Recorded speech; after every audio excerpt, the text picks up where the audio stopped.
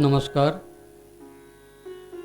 प्रणाम समस्त संस्कृति प्रेमी सुधी मंडली गवेषक बुद्धिजीवी प्रेस मीडिया और इलेक्ट्रोनिक्स मीडिया बंधु मानू मु राज्य अभिलेखागार तथा ओडिया भाषा साहित्य और संस्कृति विभाग तरफ आज संस्कृति चर्चा महोत्सवर 62तम संपान को स्वागत जनाऊँ संपान मुख्य अतिथि विभागीय अतिरिक्त मुख्य शासन सचिव श्रीयुक्त मधुसूदन पाढ़ी मुख्य वक्ता तथा मुख्य आकर्षण पंडित काशीनाथ मिश्र महोदय किसी अनिवार्य कारणवशत विभाग निर्देशक एमध्य कार्य जोग दे पारना तथा आम स्वागत जनाऊँ बर्तमान अतिथि मानक श्री जगन्नाथ निकट में आनुष्ठानिक भाव प्रदीप प्रज्वलन पूर्वक आसन ग्रहण कर सभा कार्य आरंभ करने निमंत्रण अनुरोध करुच्छे।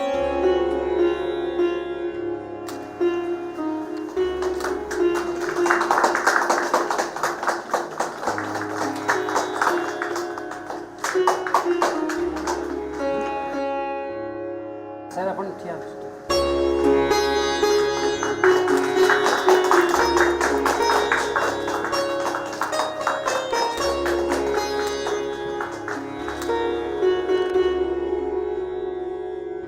मुख्य वक्ता महोदय को राज्य अभिलेखागार तरफ पुष्पचारा एवं स्मृतिफलक अर्पण करने निमंते मोर सहकर्मी को अनुरोध करुच्छे।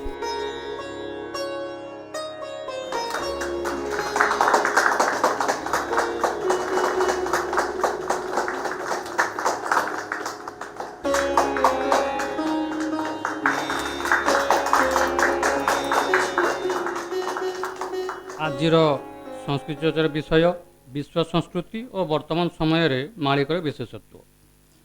ओडिशार परम पवित्र श्री विरजा क्षेत्र जाजपुर पुण्यमय माटी विगत 27/4/1971 मसीहा रविवार दिन जन्म ग्रहण करी पिता श्री उमाकांत मिश्र एवं माता अन्नपूर्णा देवी कोल मंडन करते श्री काशीनाथ मिश्र महोदय।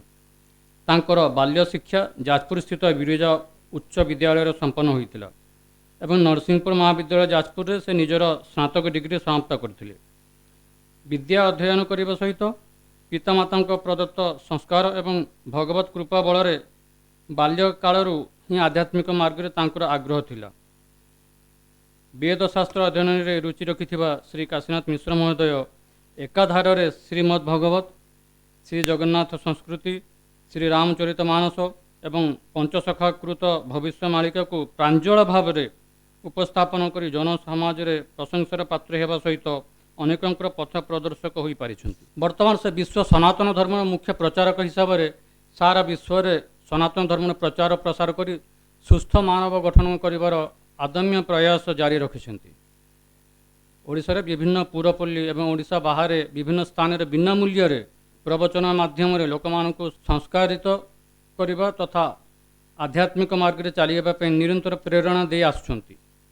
यूट्यूब माध्यम पंचशाखाकृत भविष्य मालिका को हिंदी अनुवाद कर परम पवित्र ग्रंथ मालिका एवं विलुप्त प्राय सनातन धर्मर धारा को सारा विश्व में लोकलोचन को आने निरंतर प्रयास जारी रखिंट जहाँकि अत्यंत प्रशंसनीय।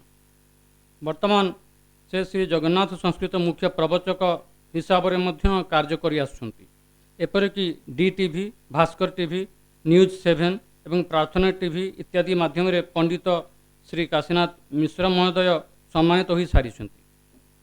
माँ चर्चिका मंदिर बांकी, माँ मंगला मंदिर काकटपुर, माँ सारला मंदिर झंकड़ व्यतीत सुदूर जगन्नाथ मंदिर झारखंड एवं ये अनेक स्थान बिना मूल्य प्रवचन प्रदान कर सम्मानित होती। बर्तमान मु अनुरोध करी विभागीय मुख्य अतिथि अतिरिक्त मुख्य शासन सचिव श्रीयुक्त मधुसूदन पाढ़ी महोदय को दीपद वक्तव्य रखिए। जय जगन्नाथ। नमस्कार। मंच उपरे आसथिबा आजिकार मुख्य अतिथि पंडित काशीनाथ मिश्र महोदय, आम अभिलेखागार अधीक्षक डॉक्टर अली महोदय, मंच तले थिबा निमंत्रित अतिथि समस्त मोर नमस्कार। आज विषय जोटा चयन करिचंती आमर अधीक्षक विश्व संस्कृति और वर्तमान समय मालिकार विशेषत्व मालिका गोटे भविष्यवाणी भाया समस्ते प्राय ओडिशा रे ताको मानती एवं यही भविष्यवाणी आगु को जहाँ जहाँ भविष्यवाणी करिवो ता मुख्यतः जलवायु परिवर्तन उपरे निर्धारित बोली आमर विश्वास हुए एवं आजिर तारीख रे आजिर दिन रे जलवायु परिवर्तन आम आखि आगे देखा होची एवं आमे मध्य ताकू अनुभव करुचु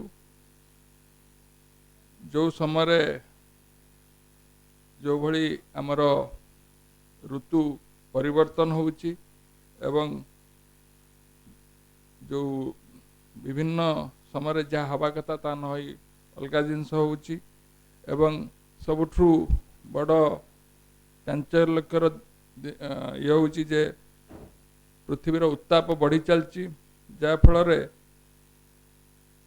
उत्तर मेरु एवं दक्षिण मेरु रे थिबा प्रचंड बड़ बड़ ग्लासियर सबू समुद्र रे आसी मिस जाउछंती तार तरल हो जाउची जा फल समुद्र पतन बढ़िबारे लागिची किंतु एई जो उत्ताप जेतिकी विगत 100 वर्ष भीतर जेतिकी ये बढ़ी इतिहास केबे हेई नथिला तेणु वर्तमान मध्य आमर जीवन शैली रे कौन परिवर्तन विशेष किसी होना जहाँ फल विश्वर उत्ताप बढ़ाटा आहुरी मध्य प्रखर हब एवं समुद्र पतन निश्चित भाव बढ़ या फल बहुत गुड़िक तलतलिया अंचल जोटा द्वीप गुड़िक जलमग्न हब एवं उपकूल अंचल गुड़िक विशेष भाव में क्षतिग्रस्त हब तेणु मालिकार जो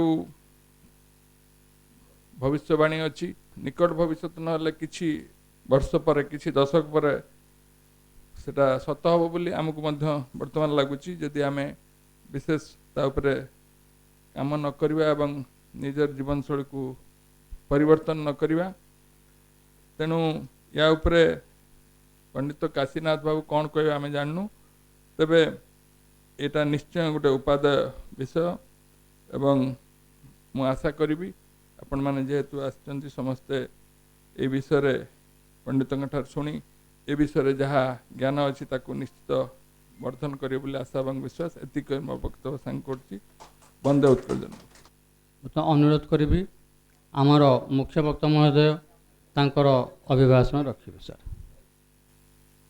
जय जगन्नाथ। उपस्थित ओडिशा संस्कृति विभागर अतिरिक्त सचिव सम्मानीय एवं ओडिशार संस्कृतिर विकास धारा को आगे नहीं महाशय श्रीयुक्त मधुसूदन पाड़ी को कृतज्ञता ज्ञापन करी। उपस्थित संस्कृति परिषदर सलेमान बाबू महोदय को कृतज्ञता ज्ञापन करी, सम्मान ज्ञापन करी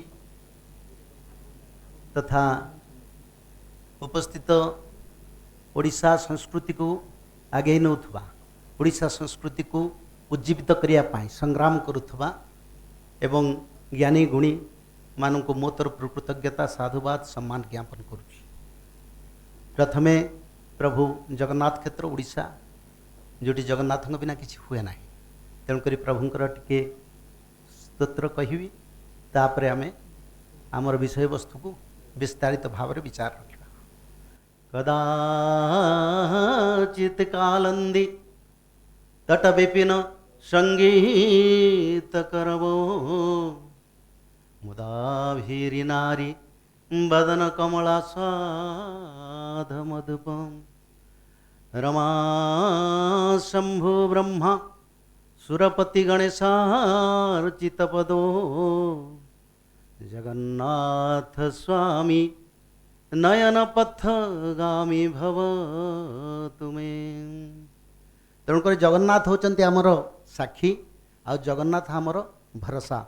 ओडिशा देश अति पवित्र माटी ए पवित्र माटीर इतिहास को जदि आम वर्णना करवा गोटे हूँ भारत में देवभूमि हूँ उत्तराखंड आउ गोटे हूँ भगवान को भूमि सी हूँ ओडिशा जहाँ महापुरुष अच्युतानंद मु पर कहि से विषय खाली कहूँ जे भारत जे ओडिशा जे भगवानंकर जन्म स्थान अनिष्ट होइले पुणी नुआ हेब जन्म अर्थ ओडिशा भगवानकर जन्म स्थान एठी प्रभु बराहकल्प जो आदिकल्प सृष्टि है आदि जुग सृष्टि है प्रथमे सृष्टि है तमाल नीलं शीतदंत कोट्या किमुत क्षिप्तं गजलीलयांग प्रज्ञाय बद्धांजल अधुना वाक्यै विरंचि मुख्या उपतस्तुरीशम जिते प्रभु बराहावतार धारण करे संस्कृत भागवत जहाँ लिखा अच्छी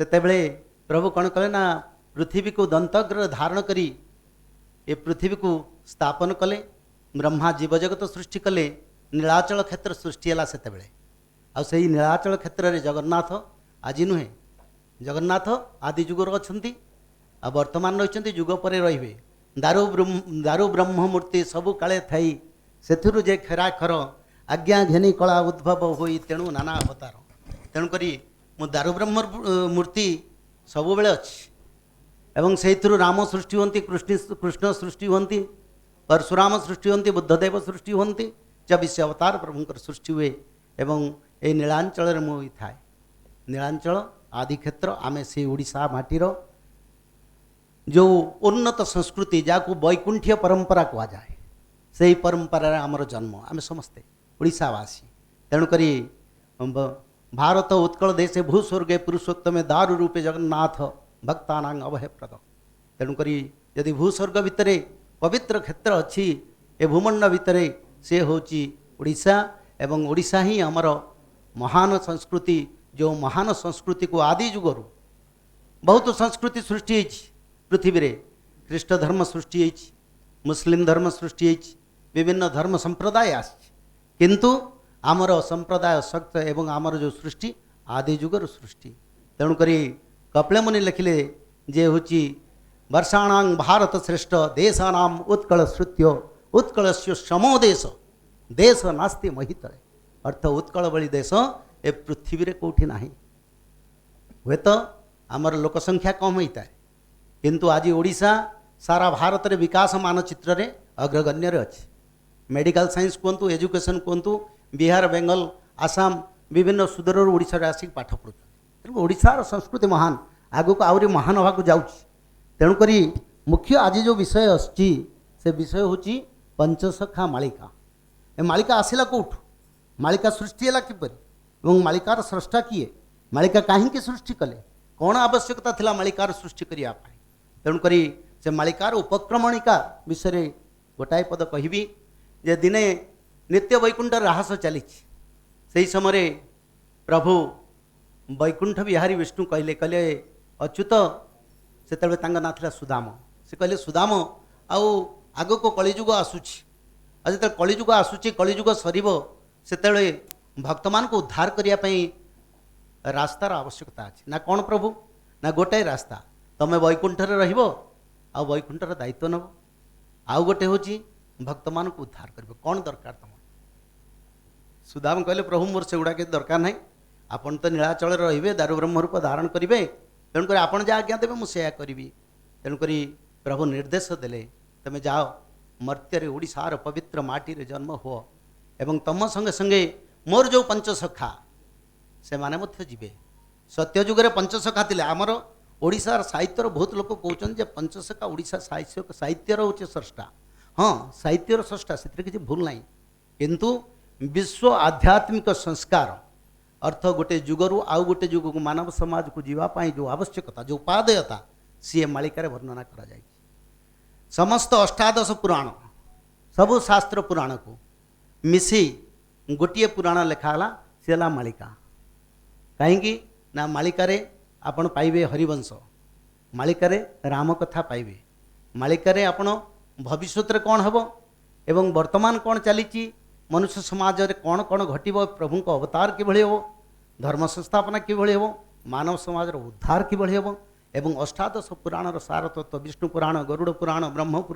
ब्रह्मवैवर्त पुराण श्रीमद भागवत श्रीमद महाभारत समस्त शास्त्र एकत्रीकरण कराई महापुरुष अच्युतानंद पंचसखा माने लिखिले। तो प्रभु निर्देश देले तमे जीव आउ किए जीवे ना मोर पंचसखा जीवे। सत्य जुगरे प्रभुंकर पंचसखा मध्य थिले किए किए थिले ना नारद मार्कंड स्वयंभू कृपाजल गार्गव ये थिले पंचसखा। सेही पंचसखा जो द्वापर जुग आसे त्रेता जुग आसला से फेर पुनर्बार प्रभुता आसिले धर्म संस्थापना पुनर्बार से माने मध्य धरा अवतरण कले। नाम रहा कौन ना नल नील जाम्बेव सुसेन हनुमंत सी हेले पंचसखा। धर्म संस्थापना हला रावणर विनाश हला असुर साम्राज्य को विनाश करी प्रभु धर्म संस्थापना करिके रामराज्य सृष्टि कले। अधूरा रहीगला रामराज्य माँ सीता चलीगले अधारू प्रभु कहले पुनर्बार रामराज्य हम ना केबे ना कलिजुग पर रामराज्य हम पुनर्बार कलिकी राम आसवे।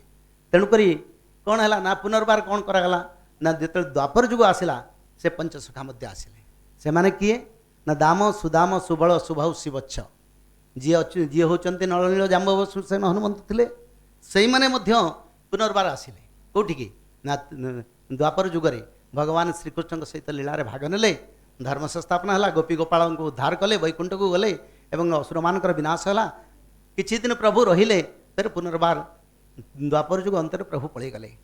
ये मालिकार तत्व मुझे कहूँ आपको अलग किसी नुहे। फिर पुनर्बार कलिजुग आसला आसिले किए ना महापुरुष अच्युतानंद महापुरुष जशवंत महापुरुष जगन्नाथ दास बलराम दास शिशुअनंत महाराज ये 5 जन आसिले कहीं ना प्रभु कहले कहले हेतु रसाइबा पाई कि अच्युत शास्त्र पुराण कला कली काल ठारू बली काल जाए हक कथाटा लिखिला। तो हेतु अर्थ मनुष्य मानकर जाग्रत ज्ञान को उज्जीवित करिया मुस्लिम धर्म ख्रिस्टियान धर्म ख्रीष्टाब्द एवं ख्रीष्टपूर्व पर आसी नंदवंश ताठू 100 वर्ष पूर्व ख्रीष्टपूर्व 100 वर्ष पूर्व शासन करते ता पूर्व यदुवंश शासन करते परीक्षित राजा थे।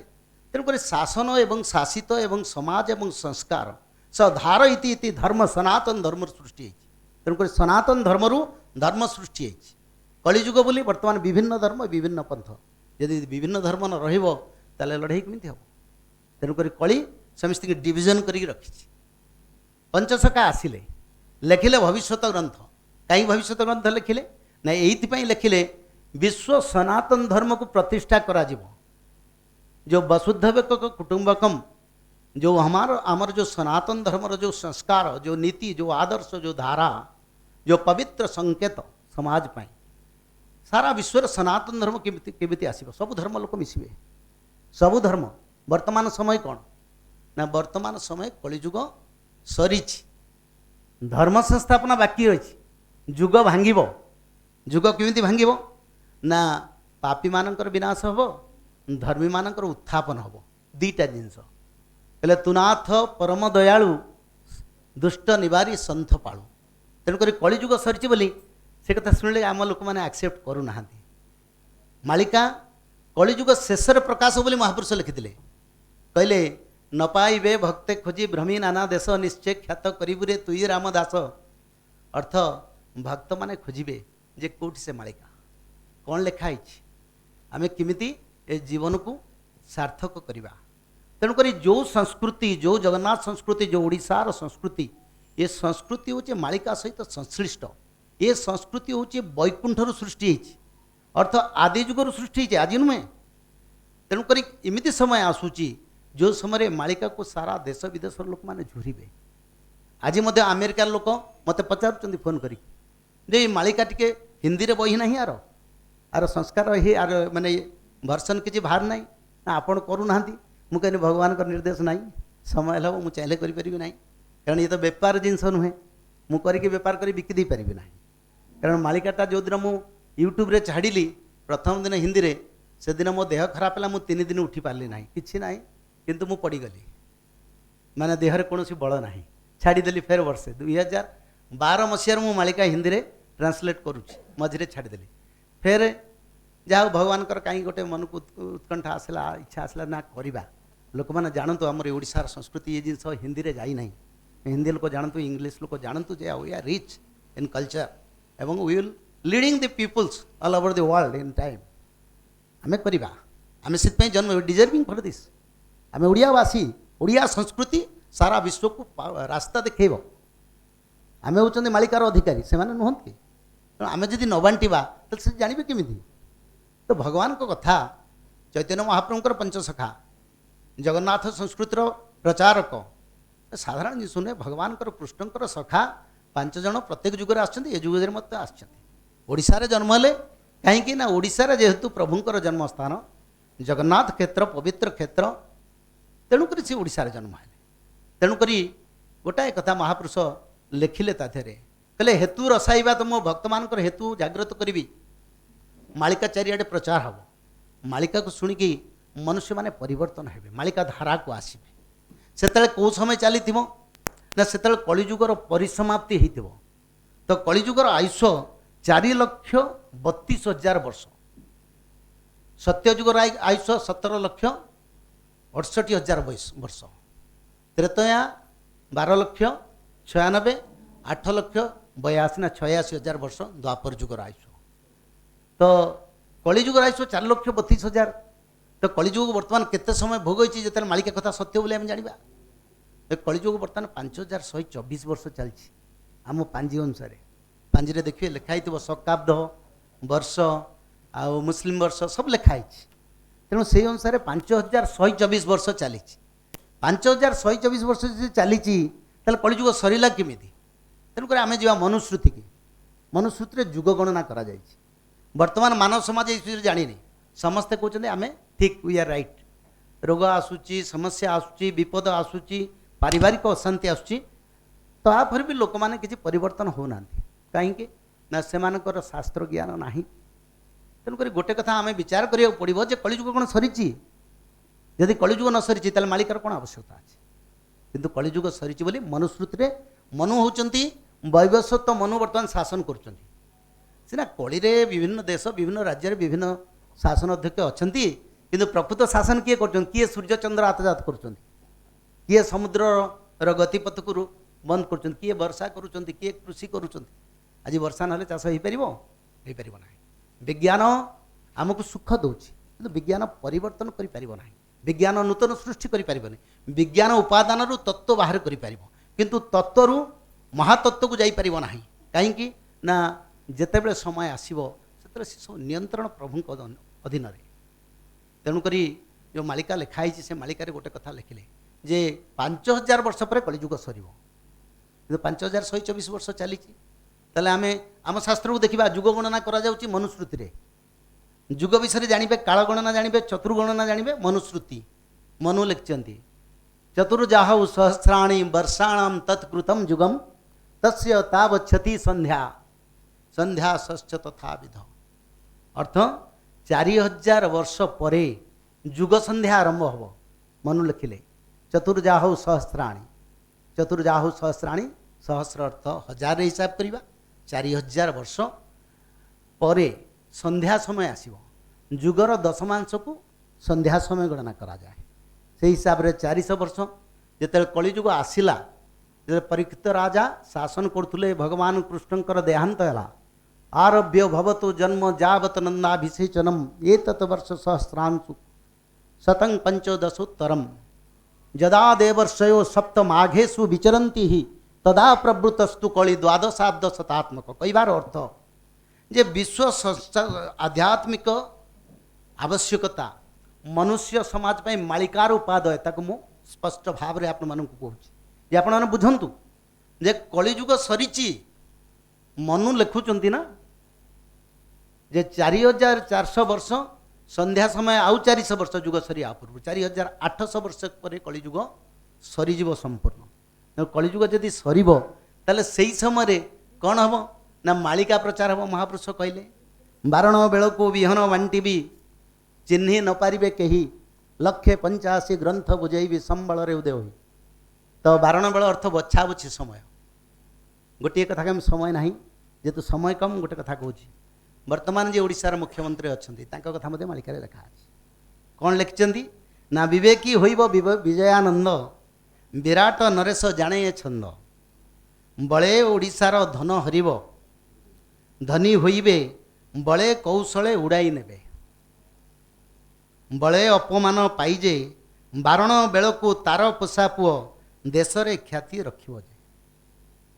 ବିଜୁ ପଟ୍ଟନାୟକଙ୍କର ସୁପୁତ୍ର ओडिशार ख्याति एक नंबर मुख्यमंत्री किए मानु न मानु से किसी ना मुझे आध्यात्मिक लोक मुझे पॉलिटिकल लोक नुहे बट कहवाक बाध्य हो मालिका लिखाई जे तांकर जड़े पुओ हम जे कि ओडिशार ख्याति रखियो कौ समय ना बारण बेल आ गोटे जगह महापुरुष लिखले बारण बेल को विहन बांटी अर्थ बारण अर्थ शेष बेल कलिजुग शेष बेल आज भी कौच आज्ञा दलमत निर्विशेष कौन मोर से ना ओडिशार शेष मुख्यमंत्री भारतर शेष प्रधानमंत्री एवं पुरीर श्रीक्षेत्र शेष राजा ये तीनटा जिनस मालिकार लिखाई जो कलिजुग सर से मैंने थे प्रथम प्रमाण ये द्वितीय राजा ठाकुर राजा समुद्र मालिकार लिखाई भी हम कहवा एवं शेष प्रधानमंत्री समुद्र ना गाँ लिखाई तेणुक जदि एक कथा लिखा जाए मालिकार भूल कौन रहा जदि आम जाना तेज आम कनसस हवा अर्थ कौन कनसस हवा धर्मरु सृष्टि अधर्मरु विनाश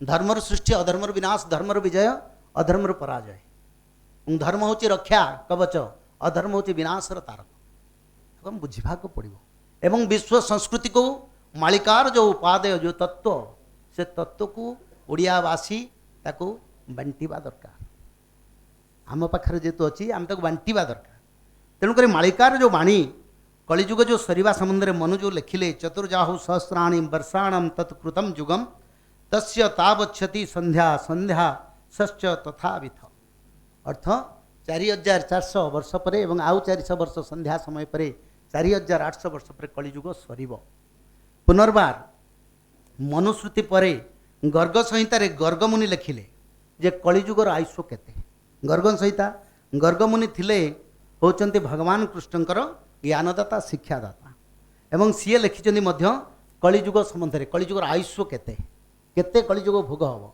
अधाश चतुर्सहस्राणी कलौ चतुर्शतानि च अधा चतुर्सहस्राणी कलौ चतुर्शतानि च गते गिरिवरई श्रीनाथ प्रादुर्भविष्यति अर्थ 4400 वर्ष पर कलिजुगर विनाश घटिब एवं हेला परे कलिजुगर विनाश हेले कौन हम ना श्रीनाथ अर्थ भगवान विष्णु धरावतरण करेंगे धर्म संस्थापना हो 4400 वर्ष अधाश चतुर्सहस्राणी कलौ चतुर्शतानि च कलिजुगे 400 वर्ष संध्या समय आ 4400 आउ गोटे संध्या कलिजुग सरिया पूर्व 4800 वर्ष पर श्रीनाथ अर्थ भगवान विष्णु धरावतरण करेंगे एगुड़ा यदि मिछ हो आज्ञा जहाँ जहाँ मालिका लिखाई आम पुराण संस्कृति की जीवा मालिका को भी सहित मिसेबा पाठ पढ़ी कि मालिका को बुझीवा लोक जब बुझाए ताले ठीक बुझ बहुत लोक मालिका को बहुत कथार ये करुँच ये मसीहार हम से मसीहार हम से मसीहार हम द्वंद्व आस मनुष्य मन में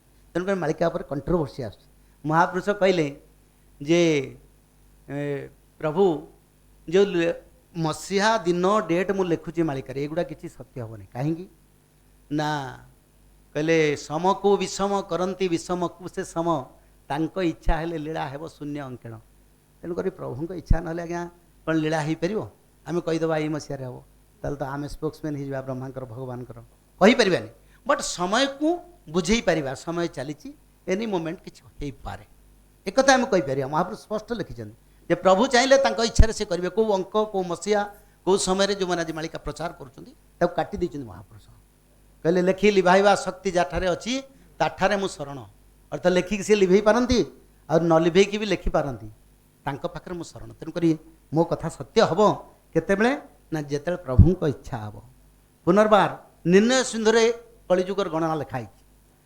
चतुर्जाब्द सहस्राणी चतुर्जाब्द शतानि च कलौ यदा गमिष्यन्ति तदा पूर्व युगाश्रितम अर्थ चतुर्जाब्द सहस्राणी 4000 वर्ष पर चतुर्जाब्द शतानि च अर्थ 4400 वर्ष पर कलौ यदा गमिष्यन्ति कलिजुग चली आपण कहे कलिजुग तेज चली हाँ कलिजुग चली अर्थ भंगा भंगी करने तो समय लगे ना एवं भंगा भंगी जो संध्या समय आसे जो कौन हुए आज्ञा संध्या समय चोरी हुए डकायती हुए कोटिकार गाड़ी एक्सीडेंट हुए दिन कम बेसी एक्सीडेंट हुए कि जुग संध्या जो चली बर्तमान पृथ्वी रे रोग वैराग्य चोरी डकायती पारिवारिक हिंसा सांप्रदायिक हिंसा प्राकृति पंचभूतर प्रलय माड़ी आस संध्या समय चली मनुष्य माने विपदगामी कहीं ना पिता को पुत्र मानिब नहीं माता को पिता पुत्र हत्या करिवो एवं स्वामी स्त्री भितर रहिबे नहीं। महापुरुष गोटे कथा लिखिले कहले द्वितीय स्त्री मातिबे अपार अपार तेणु करी होइबे नारखार। चारिआडे द्वितीय स्त्री देखो कहवा को चाहूनी but it's right to tell I am deserve to say I am not substitute कहले लोक परिवर्तन हेबे। यह चलছে समाज चारिआडे संसार और शांति नहीं, पवित्रता नहीं, पिता पुत्र संपर्क नहीं, क्या प्रति कार अफेक्शन नहीं, केवल अर्थ। ये अर्थ नहीं ताले संपर्क भी नहीं। तेणु मालिका लिखिते अकाले नदी हेब बड़ी अकाले आसब कुहुड़ी अकाले इंद्र बरसब अकाले फल पुष्प हेब। आपन देखिए पेपर बाहर लिंब गछरे अधीन रे फूल फुटुची, आंब गछरे बौल होची, अधीन रे लिंब कढ़ी आचरिब अधीने आंब बौल अकाले कोकिल राबिब बारंग पुरुष पुत्र समूह एमंत भियाण न होइले राम कली शेष न हो। तेणुक कौन हम ना अधीन रे लिंब गछरे फूल हम। आपड़ देखूँ एक नंबर हाटर पछरे गोटे लिंब गछ अच्छी मुझे वर्ष जाए देखुली एवं फूल होती है। आपणकर म्यूनिसिपाल बीएमसी रोटे आंब गछरे 2-3 वर्ष तले आंब फली वर्षा दिने। चंडीखोलू जाजपुर गला बेले बाटर गोटे आंब गछरे प्रचुर बौल होती मुझे जाऊँ देखुली। तो ये हूँ महापुरुष कथा। आउ कौन हम ना लिंब गछरू क्षीर धार बहिब। कलिजुगर सरिवार लक्षण स्पष्ट भाव में मालिकार कथा लिखाई। आम जो जनइबा विश्व लोक मालिकार कौन आवश्यकता विश्व संस्कृति। तेणुक जहाँ महापुरुष लिखिले कर जोड़ी बोले बारंग भकत शेखर मुकुट मणि बेल काल जाणी कलप तरुरु गरल फलिब पुणी फेण परा एक होइब बारंग रस मधुर लागिब आदरे भक्षिबे कलिजुग नरे भक्षी भस्म हो। केते सुंदर कथा लिखिले कौन ना बेल काल जाणी अर्थ कलिजुग सरिबा को प्रमाण दवापाई कल्पतरु अर्थ लिंब वृक्षरे गरल फलिब फेण भलिया बाहर लिंब गछरू कहते क्षीर धार बहुत लिंब गछ। मनुष्य मैंने पूजा पाठ करेंगे करी कौन करेंगे ना कहे हूँ ठाकुरंकर आविर्भाव होती जगन्नाथंकर। महापुरुष कहले से विष जो मैंने खाइबे कलिजुग शेष से मृत्यु हो। तेणुक मालिकार ये प्रमाण लिंब गछरे फूल फुटुची आंब गछरे बौल होची विभिन्न वृक्षरे मध्य अलग अलग फल फूल फुटुची। तुलसी गछरे मंदार फूल फुटीला कौटी आमर कौटी भद्रक रे ओटीवी वाला जाइए एवं ताकू ये कले से मुझे कहली मुझे मत जड़े फोन करी कहले ये मुझे पठेली मुझे जाई देख एटा सत्य को मिछ से देखिले तुलसी गछरे असमय तुलसी गछरे मंदार फूल। पुरुष माने पशु जन्म करिवे पशु माने पुरुष भली आकृतिर जन्म हम। ये कलिजुग संपूर्ण सरिवार प्रमाण। तेणुक जुगगणना को आम जब देखा जे 4800 वर्ष पर कलिजुग सर लक्षण कौन देखा ना पुरुष माने प्रसव करें नारी माने पुरुष प्रसव करुथुब सुत नारी होइब अंडीरा आखि फुटीजीव सकल जनर धूम उठिब शून्य अर्थ बारंबार बिजुली घात हम वज्राघात हम ध्रुमघात हम एवं नारी मानकर संतान हेनी। आजिकल बहुत लोक म्यारेज लोक पिला छुआ होना 30% एवं ये बढ़ ये हूँ कलिजुग सरिवार लक्षण। अर्थ अष्ट वसु एवं 10 दिगपाल सृष्टि के पालन करूना कहीं पालन करना ना मनुष्यता नीति नियम पालन करनी। जुग शेष हम जो भंगा भंगी हम मागिले आसिक खाया देव ना बसिया जगह मिल। तेणुक समय से समय को आम बुझा पड़ा कहीं ना यहाँ ओडिया लिखाई जदि इंग्लिश लोक हिंदी लोक ए बाबद जानवे से माने भी परिवर्तन हे एवं गोटे परिवर्तन हेले समाज रे परिवर्तन आस परिवर्तन आसिले किछि लोक धर्म को आसबे किछि लोक धर्म को आसिले से मानक नहीं कि जेतबे त्रेता युग गला सेतबे ब्रह्म प्रलय हो नथिला। तेणुक बहुत लोक बंचिले फिर से द्वापर युग को आसिले द्वापर युग ब्रह्म प्रलय हो नथिला फिर द्वापर युग किछि लोक सत्य आमर कली युग को आसिले एवं कली युग किछि लोक सत्य युगर भी कि सत्य युग को जी समस्त मृत्यु होना। तेणुक अकाले सब जिनस हम अधीन नदी बढ़ी हम अधीन कुहुड़ी माड़ी आसुव असमय वर्षा हम लघुचाप खरा दिन वर्षा हो बन्या होपण देखिथे साउदी अरब रे बन्या हला जोटी बाली सेठी पानी चलला 10 फुट 20 फुट उपर राजस्थान ने बन्या हला तार अर्थ कौन तार अर्थ सृष्टि गोटे परिवर्तन होची किछि नीति नियम ना जमी 4 लेन आम जाऊँगी गोटे लाइन रंग रूट्रे आसुच्छी गोटे लाइन सीधारे जाऊँगी केही क्या मानुना तो 10 दिग पाल वर्षा ऋतु तांकर नीति नियम को से पालन करूना कहीं पालन करना जिते जहाँ इच्छा हो लोक मान विरुद्ध हो कार्य मनुष्य समाज विरुद्ध तेणुक कलिजुग सरिवार प्रमाण ओडिशार शेष मुख्यमंत्री थे एवं से समय आमर कहते पाढ़ी सार कहले कौन कहले ना खरा बढ़ महापुरुष हाड़ीदास लिखिले कहले प्रकांड होइब खरालो बहुल तरु तृण सुखी जीव कली काल शेषे या ही होइब मालिका जाइछि लेखि प्रचंड खरा हम कली सरिले सिना हम आ सरिन जदि एते खरा कहीं होछि आज्ञा दिवसे श्रृगाल राब करुतब दिवसे पड़िब तारा चौदिग तई धूम्र वर्ण हेब 7 गुण हेब खरा वर्तमान सुधा 7 गुण खरा हेई नै 7 गुण जते खरा हब सेते आगे आम रहीपारानी एसी भी काम करिवो नाही लोक माने रातिर जीव हत्या करुचंती दिन में जीव हत्या करुचंती राति 3टारे जीव को उठेक मारुचंती जीव मनुष्य गोटे जीव ज्ञानी आउ जो जीव माने अज्ञानी श्रीमद भागवत परम शास्त्र जगन्नाथ दास ओडिशार व्यास लिखिले कौन लिखिले कहले जीवे जार नाही दया से तो असुरर काया मनुष्य माने जीव दया नियम को किसी मानु ना भागवत लिखाई आज्ञा गृहस्थ सन्यासर धर्म कौन जे छेली कुकुर मेढ़ा गाई जेते जीवजंतु पुत्रवत पालन कर भागवत दिने पढ़िले नहीं जानवा केमती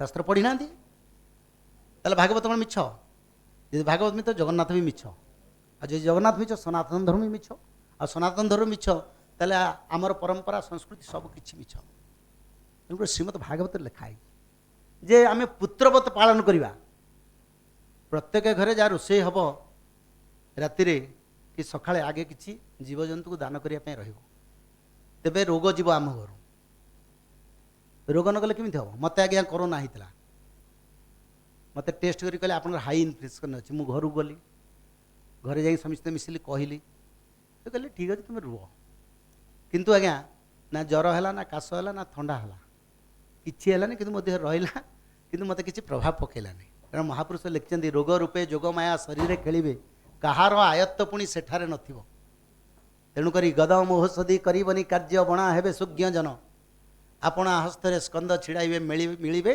देवी भवन अर्थात देवी माने जोगमाया रूप से रोग आसो मु आज्ञा एपर्यंत प्रभु भरसा कर रही आम समस्त समस्त कहीं आम तो कहीं कोरोना रोग किसी क्षति करनी आम देहरे आम तो कहीं रोगर प्रभाव किसी आसुनी तेणुक तार अर्थ जो माने धर्म रे से रोग किसी कर आम जिते बुस्टर डोज नेले भी रोग हेनी हूँ बुस्टर डोज नहीं लोक रोग हो निराकरण कौन मनुष्य को बंची बंची किमी बंचबू ना धर्म ना मो पाखे कौन अच्छी ना मुझे ऐस कर सकाल संजे 3 ओली भेज नन भेज खाइबी आ पैसा अच्छी जहाँ इच्छा करुच्ची किसी धर्म मानु ना मृत्यु छड़ा बाट कौन अच्छे आज्ञा आहरी बड़ रोग आसो 64 प्रकार रोग आसो आमे वर्ल्ड इतिहास को विश्व संस्कृति को कहवा दरकार मालिका लेखा अच्छी 64 प्रकार रोग आसो तो गोटे रोग रे शासन टू आरंभ करी प्रशासन महाशासन अमेरिका भाया देश भी से माने भी माने जोड़ हस्त कि हिंदू धर्म को अनुसरण कले कहले काले वेद भेद पढ़िले भल हो कि वेद पढ़व जे वेद पढ़ी वेद धारण कर योग्यता थी दरकार ब्राह्मण अशोच कि वेद पढ़व कि जड़े शरीर में माछ आमिष खाई एवं जीव हत्या करके जदि से वेद पढ़ुची तार कौन वेद पढ़ार मूल्य आमे जदि पेंट सार्ट पिंधिया गाधे पेंट सार्ट पिंधुंट पिंधिक जाऊँ तेणुक शरीर पवित्र दरकार काया पवित्र नहेले आमे धर्म को धारण करिपारिबा नाही धर्म को धारण करने शास्त्रीय पुराण अध्ययन करवा दरकार वर्तमान समय रे समस्ते भागवत पढ़िया दरकार आयुष नाही मृत्यु हो जाउची कितने लोक आज्ञा कोरोना नहीं गला लोक कौन शिखिले 2 वर्ष धरी रोग चलिला मालिका कथा शुणिले किछि बुझिले किछि हृदयंगम कले किछि निजर चारित्रिक जीवन एवं कार्मिक जीवन में ताको अनुसरण कले किछि हला ना तेणुक जो कि आज मनुष्य समाज को आउरी बड़ रोग आसो जो रोग आसो महापुरुष लिखिं से रोगरे मनीष बसी पड़ो मर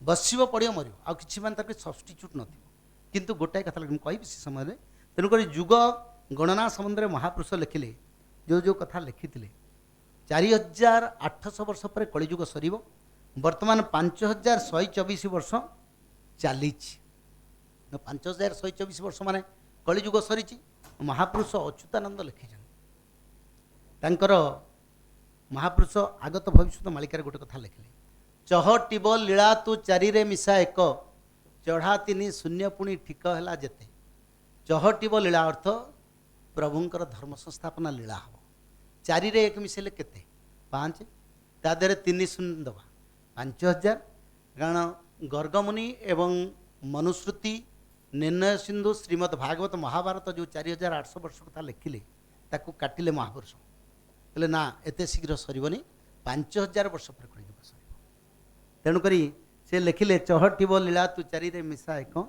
चढ़ा 3 शून्य तो ही जेते ला ठीक चली जीव घोर कली दली देवे मेली किए दली देवे आज्ञा पापी थिवा मनुष्य ना ना जो माने धर्म को आसवे जो माने धर्म को अनुसरण करेंगे से माने डरबेनी बहुत कथा मुझे कहीपरूनी ओपन मीटिंग रे अच्छी बहुत अनुभूति कहती कोरोनार गोटे लोक आज्ञा जोड़े टाटा हॉस्पिटल था वेंटिलेटर लगता है एवं डॉक्टर कहला आंकर ये जो ऑक्सीजन माइनस लेवल अच्छी मैक्सिमम सर्वाइव कले आ 6 घंटा मो सहित कॉन्फ्रेंस कॉल ने से जड़े तांकर बंधु थे मोहन बोली सी ने मुझे कहली सी भाया मास लगे मुझे जो नामटा से नामटा भजन कर कि हेनी विश्वास कर अविश्वास नुहे विश्वास कले बंचती भल अच्छे बहुत लोक आज्ञा तेणुक कोरोना रोग आसुची समाज आम प्रतिषेधक नवा सरकार नीति नियम को पालन करवा से किसी भूल ना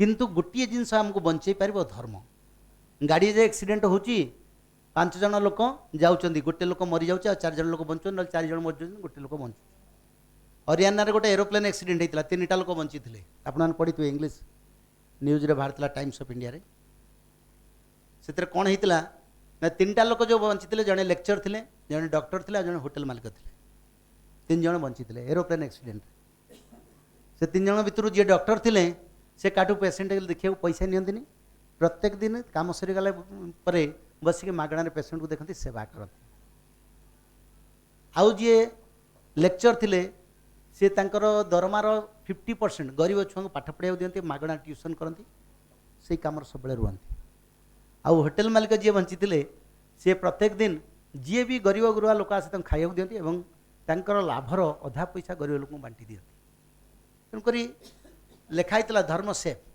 धर्मर जो पावर आम पाखे ना इम्यूनिटी बुस्टर कौन हम इम्यूनिटी बुस्टर आम आवश्यकता अच्छी जेहेतु आम युगर अच्छा किंतु धर्मर आवश्यकता बड़ जिनस जे धर्म न धर्म न रही क्या नहीं बंचा जुग परिवर्तन हो सार कहते उत्तर मेरु तरलुची उत्तर रे महापुरुष लिखिते उत्तर रे बरफर गड़ अच्छी जान उत्तर साजिब दक्षिणे गाजिब पूर्वे न रहिबे केही उत्तर रे साजिब अर्थ उत्तर मेरु तरल दक्षिणांचल अर्थ अमेरिका भली वेस्टर्न कंट्री जल जलमग्न है पूर्वे न रहिबे केही पूर्व रे रहिला इंडोनेशिया थाईलैंड जापान चीन न किछि अंचल पूरा टोटाल वाश आउट हो पानी रे तेणुक ओडिशा है भारत है पवित्र भूमि जोटी किसी लोक रहिबे जो माने धर्म को जगी थे मालिका आमको वार्निंग दौच विश्व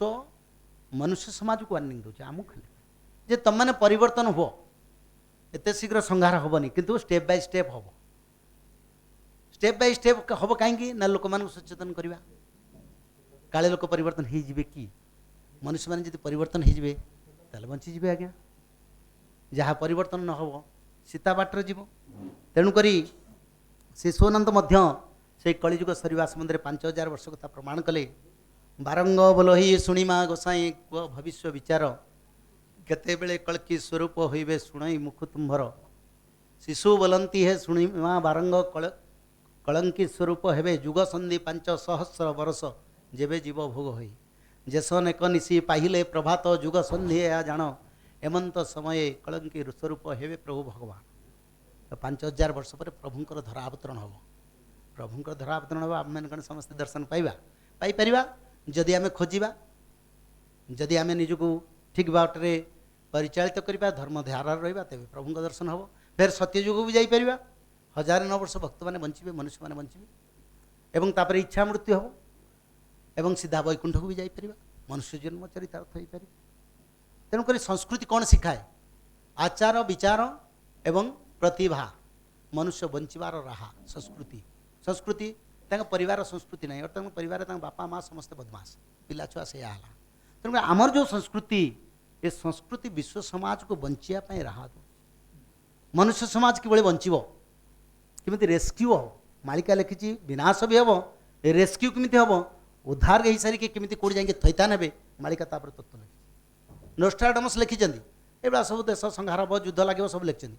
ରେସ୍କ୍ୟୁ କଥା କିଛି ଲେଖିନାହାନ୍ତି, କାହିଁକିନା ତାଙ୍କ ପାଖରେ ରେସ୍କ୍ୟୁର ନିଦାନ ନାହିଁ, ନିଦାନ ଅଛି ଆମ ପାଖରେ। ସନାତନ ଧର୍ମରେ ନିଦାନ ରହିଛି, ଅଲଗା ଧର୍ମରେ ନିଦାନ ନାହିଁ, ଥାଇପାରେ, ବଟ୍ ସେ ବାବଦରେ ମୁଁ କଣ୍ଟ୍ରୋଭର୍ସିକୁ ଯାଉନାହିଁ। କିନ୍ତୁ ଆମ ଧର୍ମରେ ନିଦାନ ରହିଛି ଯେ କେମିତି ଆମେ ଉଦ୍ଧାର ପାଇପାରିବା। ଏ ମନୁଷ୍ୟ ଜନ୍ମ ପାଇଛନ୍ତି, ଅନେକ ଜନ୍ମ ତପ ବଳେ ମନୁଷ୍ୟ ଜନ୍ମ ମହି ତଳେ, ମନୁଷ୍ୟ ଜନ୍ମ ଲାଭ ତେବେ ଗୋବିନ୍ଦ ସଙ୍ଗେ ଭାବ ଯେବେ। ଗୋଟେ କଥା ମୋତେ ପଚାରୁଥିଲେ ଆଇଲା ବେଳକୁ, ସେ ଯଦି ନେଇକି ଆସିଲେ, କହିଲେ କ'ଣ ମନୁଷ୍ୟ ଜନ୍ମ କ'ଣ ଲାଭ ଅଛି? ମୁଁ କହିଲି ମନୁଷ୍ୟ ଜନ୍ମ ଲାଭ ତେବେ ଗୋବିନ୍ଦ ସଙ୍ଗେ ଭାବ ଯେବେ। ତମେ ସବୁ ଅଲଗା ଅଲଗା ହେଇକି ଆସିଥିଲ, ମିଶି ଗୋଟେ ପରିବାର ହେଇକି ରହିଛ, ସମସ୍ତେ ମିଶି, ସମସ୍ତେ କ'ଣ ସାଙ୍ଗ ହେଇକି ଯିବ? ଯାଇପାରିବ ନାହିଁ, ୟୁ ହାଭ୍ ନୋ ରାଇଟ୍ସ। ଯେତେ ପଇସା ହଉ, ଯେତେବେଳେ ପ୍ରଧାନମନ୍ତ୍ରୀ ବି ହୁଅନ୍ତୁ ନା, ସିଏ ଅଲଗା ଯିବେ ଏବଂ ଗଲା ପରେ ତାଙ୍କର କୋଡ୍ ଅଫ୍ କଣ୍ଡକ୍ଟ କିଛି ରହିବନି, ସେଠି ବିଚାର ହେବ କର୍ମ ଅନୁସାରେ। ମୃତ୍ୟୁ ପରେ ପରେ ପାର୍ଥିବ ଶରୀରର ସମସ୍ତ ଯୋଗ୍ୟତା ଏବଂ ସମସ୍ତ ପ୍ରତିପତ୍ତି ସମ୍ପତ୍ତି ସ୍ଥାବର ଅସ୍ଥାବର ସବୁ ସେଇଠି ରହିଯିବ। ତାପରେ ସିଏ ହେବେ ବିଚାର ବିଭାଗ। ଇଏ କ'ଣ ବିଚାର ବିଭାଗକୁ ଯିବେ, ଇଏ ହେଉଛି କଳି ବିଚାର ଚାଲିଛି, ଧର୍ମ ବିଚାରକୁ ଯିବେ। ଧର୍ମ ବିଚାର କ'ଣ ହେବ, ଇଏ ସବଜେକ୍ଟ ନାହିଁ, ମୁଁ କହୁଛି କାହିଁକି ନା ଆପଣ ଜାଣନ୍ତୁ। ଯେତେବେଳେ ମୃତ୍ୟୁ ହୁଏ, ପ୍ରଥମ ଦିନ ଟୁ 10 ଦିନ ଭିତରେ ଗୋଟେ ପ୍ରେତ ଶରୀର ଗଠନ କରାଯାଏ ଆମ ହିନ୍ଦୁ ଧର୍ମ ସଂସ୍କାର ଅନୁସାରେ। ପ୍ରଥମ ଦିନ ଗୋଡ଼ ହାତ ତିଆରି ହୁଏ, ଗୋଡ଼ ତିଆରି ହୁଏ। ଦ୍ୱିତୀୟ ଦିନ ଜଙ୍ଘ ପର୍ଯ୍ୟନ୍ତ ତିଆରି ହୁଏ। ଏଭଳି 10 ଦିନ ଭିତରେ ତାକୁ ଗୋଟେ ପୂର୍ଣ୍ଣ ପିତୁଳା ମୂର୍ତ୍ତି, ମଣିଷ ମୂର୍ତ୍ତି ତିଆରି କରି ତାକୁ ଜୀବନ୍ୟାସ ଦିଆଯାଏ 10 ଦିନ ଦିନ। ଏବଂ ସେହି ଶରୀରରେ ସେ ଯମପୁରକୁ ଯାଏ ଏବଂ ତାକୁ ଶରୀର ପ୍ରଦାନ କରାଯାଏ। 10 ମାସ 10 ଦିନ ମାତୃଗର୍ଭ, ଆଉ 10 ଦିନେ ଯାଏ ପିତୃଲୋକକୁ, ଭୂତ ଲୋକକୁ, ଯମ ଲୋକକୁ, ମୁକ୍ତି ଲୋକକୁ, ଯେଉଁଠି ଯିବା କଥା ସେ ଯିବ। ତେଣୁକରି ଏଇ କର୍ମ ଆମେ କରିଛନ୍ତି, ଏଇ କର୍ମ ଅନୁସାରେ ଆମକୁ ଫଳ ମିଳିବ। ଆମେ କେଉଁଠିକି ଯିବା, ମଲା ପରେ ବହୁତ ସଂଖ୍ୟାରେ ମନୁଷ୍ୟମାନେ ଭାବନ୍ତି ଯେ ହଁ ମୁଁ ଏଇଠିକି ଚାଲିଯିବି, କିନ୍ତୁ ଯାଇପାରନ୍ତିନି, କାହିଁକିନା କର୍ମ ନଥାଏ। ଯେଉଁମାନେ ଜ୍ଞାନୀ ସେ ବେଳରୁ ବିଚାର କରନ୍ତି, ହଁ ଠିକ୍ କର୍ମ କରିବା। ମୁଁ ବି ଚାହିଁଥିଲି ଆଜ୍ଞା ବହୁତ ଚାକିରି କରିକି ରୋଜଗାର କରିପାରିଥାନ୍ତି, ବହୁତ ଶାନ୍ତିରେ ବି ଥାନ୍ତି, କିନ୍ତୁ ମୁଁ ଚିନ୍ତା କଲି ଯେ ମନୁଷ୍ୟ ଜନ୍ମ ଯେତେ ଦିନ ଅଛି ତାକୁ ଦେବ କାର୍ଯ୍ୟରେ ଲଗେଇବା। ଯେତେ ସମୟ ମିଳୁଛି ଦେବ କାର୍ଯ୍ୟ ଲଗେଇବା, ପ୍ରଚାର କରିବା, ଲୋକଙ୍କୁ ପରିବର୍ତ୍ତନ କରିବା। ରୋଜଗାର ମାଧ୍ୟମ ନୁହେଁ, ମୁଁ ବି ପଇସା ନେଇନି ପ୍ରବଚନ ନେଇ ଆଜ୍ଞା, କେଉଁଠୁ ଗୋଟେ ଟଙ୍କା ନେଇନି, ମୋ ହାତରୁ ଖର୍ଚ୍ଚ କରି ଯାଏ, ଦେବ କାର୍ଯ୍ୟରେ ଲାଗେ। କାହିଁକି ନା ଶରୀର ଆସିଛି ଆଜ୍ଞା, ଲାଗିଯାଉ କାମରେ। ମୃତ୍ୟୁ କେତେବେଳେ ହେବ ଜଣା ନାହିଁ। ଏ ଦେହ ପ୍ରଳୟ ହୋଇଲେ ଅଥୟ, ପରାନ ରହିବ କାଉଁ ପଥକୁ ସଂଖାଳି ଏକା ଦାସରଥୀ। ମୃତ୍ୟୁ ପରେ ହେଉଛନ୍ତି ଭଗବାନ ସାକ୍ଷୀ। ରାମ ନାମ ସତ୍ୟ ଯେଉଁ ହେବ, ସେ ସତ୍ୟଟା ଆଜି ବି ହେଇପାରେ, ମୁଁ ଜାଣିନି। ତେଣୁକରି କର୍ମଟାକୁ ସବୁବେଳେ ଠିକ୍ କରିବାର ଅଛି। କର୍ମକୁ ଯଦି ଆମେ ଭୁଲ କରିବା, ତାହେଲେ ଆମେ ଚାଲିଯିବା, ତାପରେ ଚିନ୍ତା କରିବା ଆରେ କେତେ କିଛି କଲି ନାହିଁ, ଏଭଳିଆ ତ ଦିନେ ଜଣେ କହିଥିଲେ ନା କ'ଣ, ଆଉ ଯଦି କଲିନି ଆଜି କ'ଣ ଲାଭ ହେଲା, ଆଉ ମନୁଷ୍ୟ ଜନ୍ମ ବି ମିଳିବ ନାହିଁ। 84 ଲକ୍ଷ ଜନ୍ମ ମନୁଷ୍ୟ ଫେର ବୁଲିବ। ଯମ ଯନ୍ତ୍ରଣା ଗୋଟେ କଳ୍ପ ପର୍ଯ୍ୟନ୍ତ ମିଳିବ, ଗୋଟେ କଳ୍ପ ପର୍ଯ୍ୟନ୍ତ ଯମ ଯନ୍ତ୍ରଣା। ଜାଣନ୍ତୁ ସେଟା ଆମ ସବଜେକ୍ଟ ନାହିଁ। ତେଣୁକରି ସମ୍ବତ୍ସର 5 ସହସ୍ର କଳି ହୋଇବ ଶେଷ, ସତ୍ୟ ଯୁଗ ଆଦ୍ୟ ହୋଇବ ଶୁଭ ଯୋଗ ପ୍ରକାଶ। ସମ୍ବତ୍ସର ଅର୍ଥ ବର୍ଷ, 5000 ବର୍ଷ ପରେ କଳିଯୁଗ ଶେଷ ହେବ ବୋଲି ହରିଦାସ ମହାରାଜ ଲେଖିଲେ। ତେଣୁକରି 5000 ବର୍ଷ ପରେ ଭଗବାନ କଳ୍କିଙ୍କର ଧରାବତରଣ ଏବଂ ଧର୍ମ ସଂସ୍ଥାପନା କରାଯିବ। ତେଣୁକରି ଓଡ଼ିଶାରେ ତ ଯିଏ ରାଜା ଥିବେ ମୁଁ କହିଲି, ତାହେଲେ ଶ୍ରୀକ୍ଷେତ୍ରରେ କ'ଣ ରାଜା, କିଏ ରଜା ଥିବେ ସେ କଥା ମଧ୍ୟ ମହାପୁରୁଷ ଲେଖିଛନ୍ତି। ପୁରୁଷୋତ୍ତମ ଦେବରାଜା ଠାରୁ 19 ରାଜା ହେବେ ସେଠାରୁ, ସେଠାରୁ ଆଉ ରଜା ନାହିଁ। ରଜା କାହିଁକି ନାହାନ୍ତି? କ'ଣ ଜଗନ୍ନାଥ ସଂସ୍କୃତି ଲୁପ୍ତ ହେବ କି? ନା ନା, ସତ୍ୟଯୁଗ ଆସିବ, ପ୍ରଭୁଙ୍କ ଅଧୀନରେ ଜଗନ୍ନାଥ ମନ୍ଦିରର ପୁନର୍ନିର୍ମାଣ କରାଯିବ। ଜଗନ୍ନାଥ ରହିବେ ପିପିଲି ପାଖରେ, ପାଖାପାଖି 6 ମାସ ପ୍ରଭୁ ରହିବେ। ସବୁ କଥା କହିବାକୁ ସମୟରେ ମୁଁ ଟିକେ ଟିକେ କହିଦେଉଛି। ରହିଲା ପରେ ଅଗସ୍ତ୍ୟ ମହାମୁନିକି ବିଭୀଷଣ ଡାକିବେ, ଅଗସ୍ତ୍ୟ ଆସିକି ଜଳକୁ ଶୁଖେଇବେ ସମୁଦ୍ରକୁ, ତାପରେ ଫେର ଜଗନ୍ନାଥ ମନ୍ଦିର ପୁନରୁଦ୍ଧାର ହେବ, ଫେର ପ୍ରଭୁ ଯିବେ ସେଠି, ନୂଆ ଯୁଗ ଆରମ୍ଭ। ତେଣୁକରି କେତେବେଳେ ହେବ ସେଟା ନା 5000 ବର୍ଷ ପରେ। ବର୍ତ୍ତମାନ 5124 ବର୍ଷ ଚାଲିଛି। ତେଣୁକରି ଆମେ କେମିତି ଜାଣିବା ଯେ ହଁ ମାଳିକା କଥା ସତ୍ୟ, ଯେ ସେଇ ସମୟରେ କଳିଯୁଗ ସରୁଛି ବୋଲି ଆମେ ଜାଣିବା ହଁ ଏଇଟା ମାଳିକାରେ ଲେଖା ହେଇଥିଲା, ଏ କଥାକୁ ସେ କଥା ମିଳୁଛି। ଯୁଗ ତ 5124 ବର୍ଷ ଚାଲିଛି ବର୍ଷ। ତେଣୁକରି 19ତମ ରଜା ଜଗନ୍ନାଥ ଦାସ ଲେଖିଛନ୍ତି ଓଡ଼ିଶାର ବ୍ୟାସ ଜଗନ୍ନାଥ ଦାସ ମହାପ୍ରଭୁ ରାଧାରାଣୀଙ୍କ ଅଂଶରୁ ଜନ୍ମ ହୋଇଥିଲେ ଧରା ଧାମରେ। ଚୈତନ୍ୟ ମହାପ୍ରଭୁଙ୍କୁ ଭାଗବତ କହୁଥିଲେ, ଦୁଇ ଜଣ ମିଶିକି ଭାଗବତ ଲେଖିଲେ। ଆପଣଙ୍କ ହିନ୍ଦୀ ଭାଗବତ ସଂସ୍କୃତ ଭାଗବତ ଦେଖିବେ ବହୁତ ଜିନିଷ ମଡିଫିକେସନ୍ କରିଛନ୍ତି ଜଗନ୍ନାଥ ଦାସ। କେଉଁଠି ଭୁଲ ଥିଲା, ଯେଭଳି ତୁଳସୀ ଦାସ ମହାରାଜ ଆସିଲେ ରାମଚରିତ ମାନସର ବାଲ୍ମୀକି କୃତ ରାମାୟଣରେ ଯାହା ଯାହା ସବୁ ଲେଖା ହେଇଥିଲା କିଛି କରେକ୍ସନ୍ କଲେ। ବହୁତ ଜିନିଷ ଦେଖିବେ ମିଳିବନି ସମାନ, ଏବଂ ପ୍ରଭୁଙ୍କର ସମ୍ମାନ ଏବଂ ପ୍ରଭୁଙ୍କର ଗୁଣ ଏବଂ ମହିମାକୁ ସେ ଆହୁରି ବାଗେଇକି ଲେଖିଲେ। ତେଣୁ ଜଗନ୍ନାଥ ଦାସ ଯେଉଁ ଆସିଲେ ସିଏ ମଧ୍ୟ ଚୈତନ୍ୟ ମହାପ୍ରଭୁ ସ୍ୱୟଂ ଭଗବାନଙ୍କର ଅଂଶ ଥିଲେ। ଭାଗବତରେ ତାଙ୍କ କଥା ଲେଖା ହେଇଛି, ଅବତାର ହିସାବରେ ଲେଖା ହେଇଛି।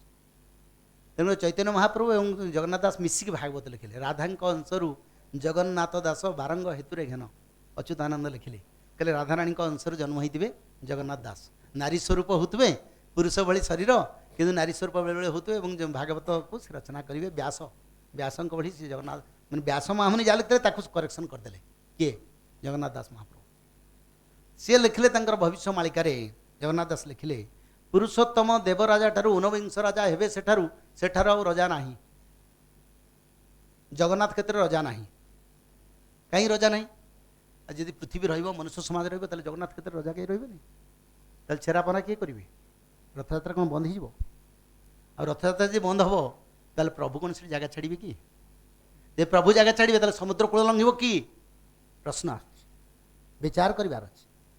ତତ୍ତ୍ୱରେ ବିଚାର କରିବା, ଜ୍ଞାନରେ ବିଚାର କରିବା, ଭକ୍ତିରେ ବି ତାକୁ ଅନୁଶୀଳନ କରିବା। ତେଣୁକରି ସେଇ କଥା ସିଏ ଲେଖିଲେ 19ତମ ରଜା ଥିବେ। 19ତମ ରଜା ପରେ ତାଙ୍କ ନାଁ କ'ଣ ହେଇଥିବ? ଯଦି 19ତମ ରଜା ଥିବେ ସେ ତାଙ୍କ ନାଁ କ'ଣ ହେଇଥିବ? ନା ସେ ଦିବ୍ୟ ସିଂହ ନାମେ ରାଏ ଏ ଯୁଗ ପ୍ରାନ୍ତେ ସେ ଉଦୟ। ମହାପୁରୁଷ ଅଚ୍ୟୁତାନନ୍ଦ ଲେଖିଲେ ଜଗନ୍ନାଥ ଦାସ କହିଲେ ସେ ଦିବ୍ୟ ସିଂହ ନାମେ ରାଏ ଏ ଯୁଗ ପ୍ରାନ୍ତେ ସେ ଉଦୟ। ଆଦ୍ୟ ମଧ୍ୟ ପ୍ରାନ୍ତ, ପ୍ରାନ୍ତ ଅର୍ଥ ଶେଷ।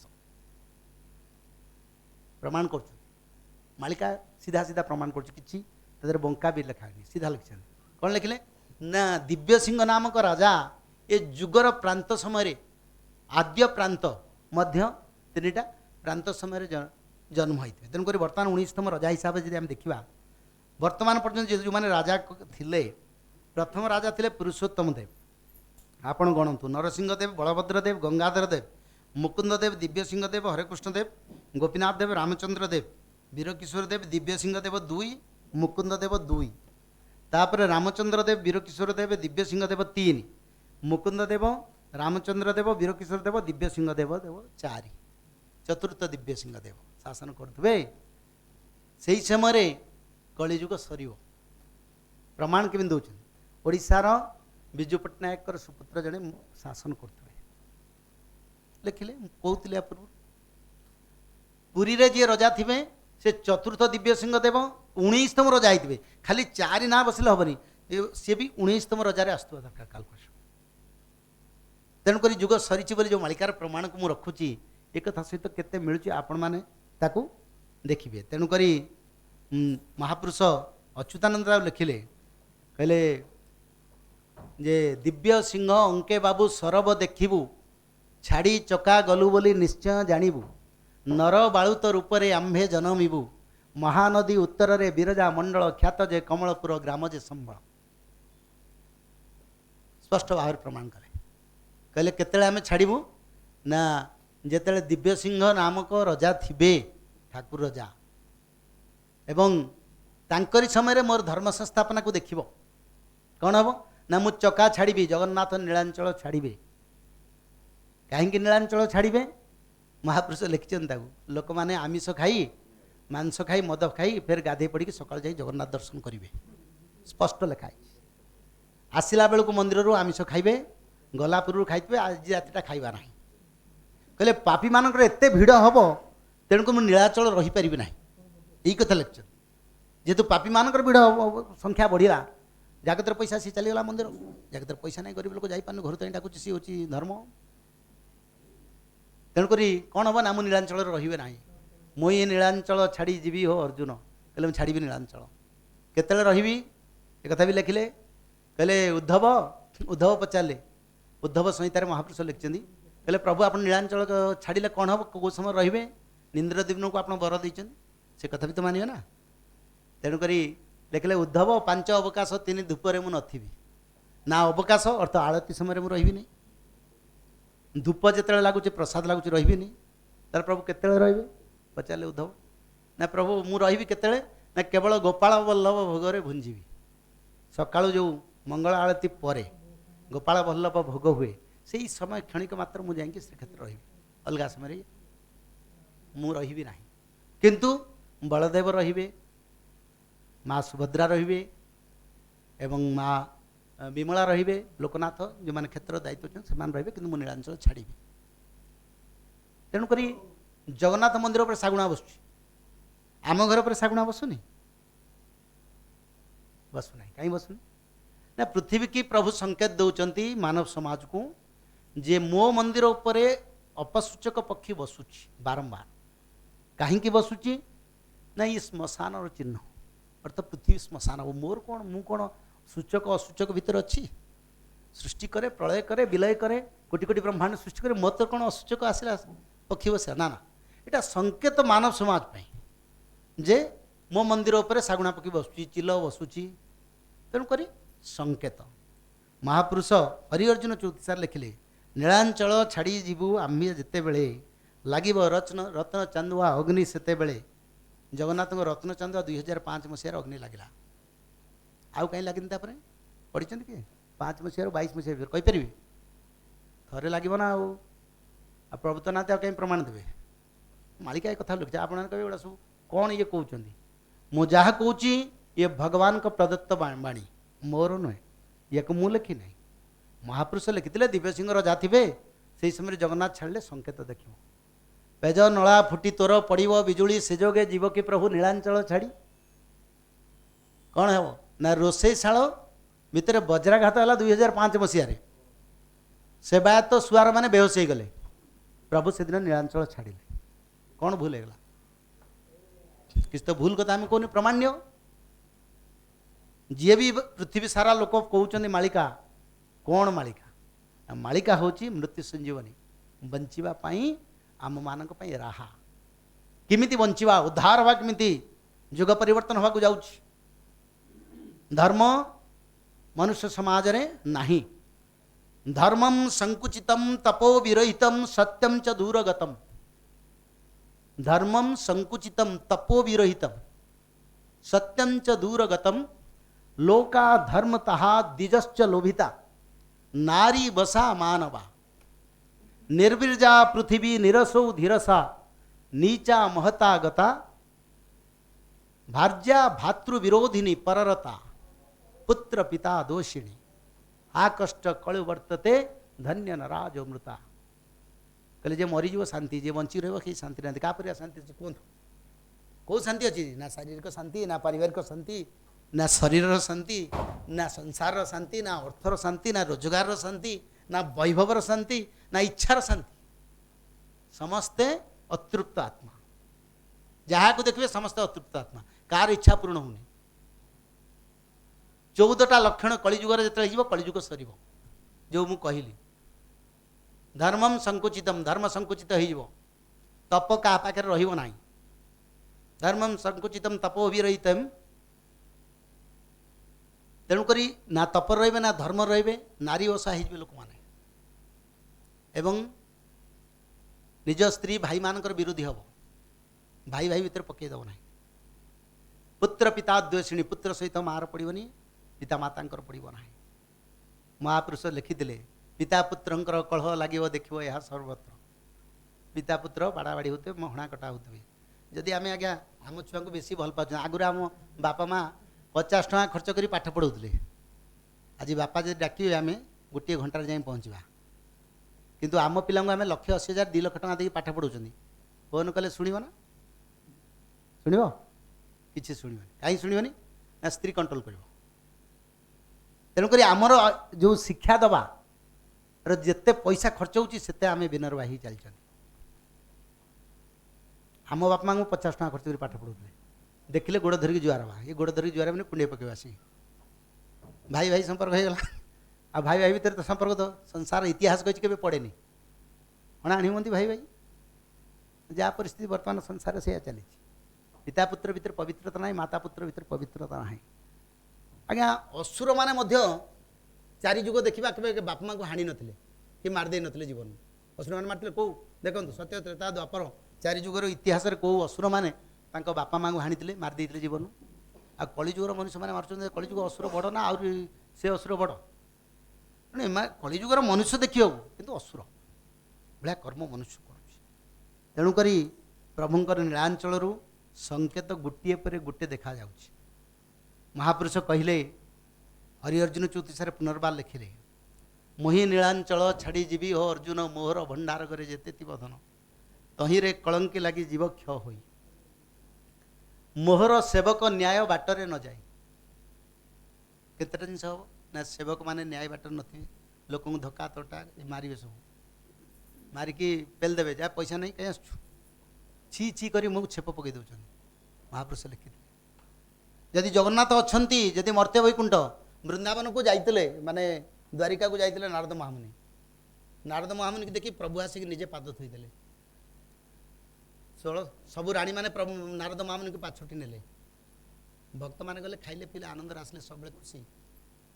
କିନ୍ତୁ ଆମେ ଜଗନ୍ନାଥ ମନ୍ଦିରକୁ ବର୍ତ୍ତମାନ ଯେ ଯିବା, ଯଦି ପଇସା ନେଇ କ'ଣ ପରିସ୍ଥିତି?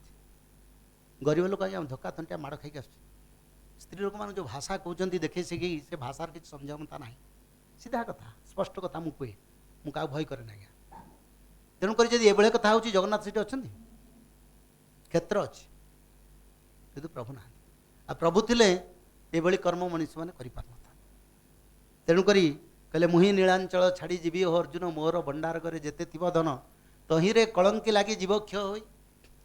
କଳିଯୁଗ ସରିବ, ବର୍ତ୍ତମାନ ସମୟକୁ ବିଚାର କରିବା ପାଇଁ ଆମେ କହୁଛୁ। ସବଜେକ୍ଟ ମ୍ୟାଟର ହେଉଛି ବର୍ତ୍ତମାନ ସମୟ, ଅର୍ଥ କଳିଯୁଗ ସରିଛି ବୋଲି ମୁଁ ପ୍ରମାଣ ରଖୁଛି।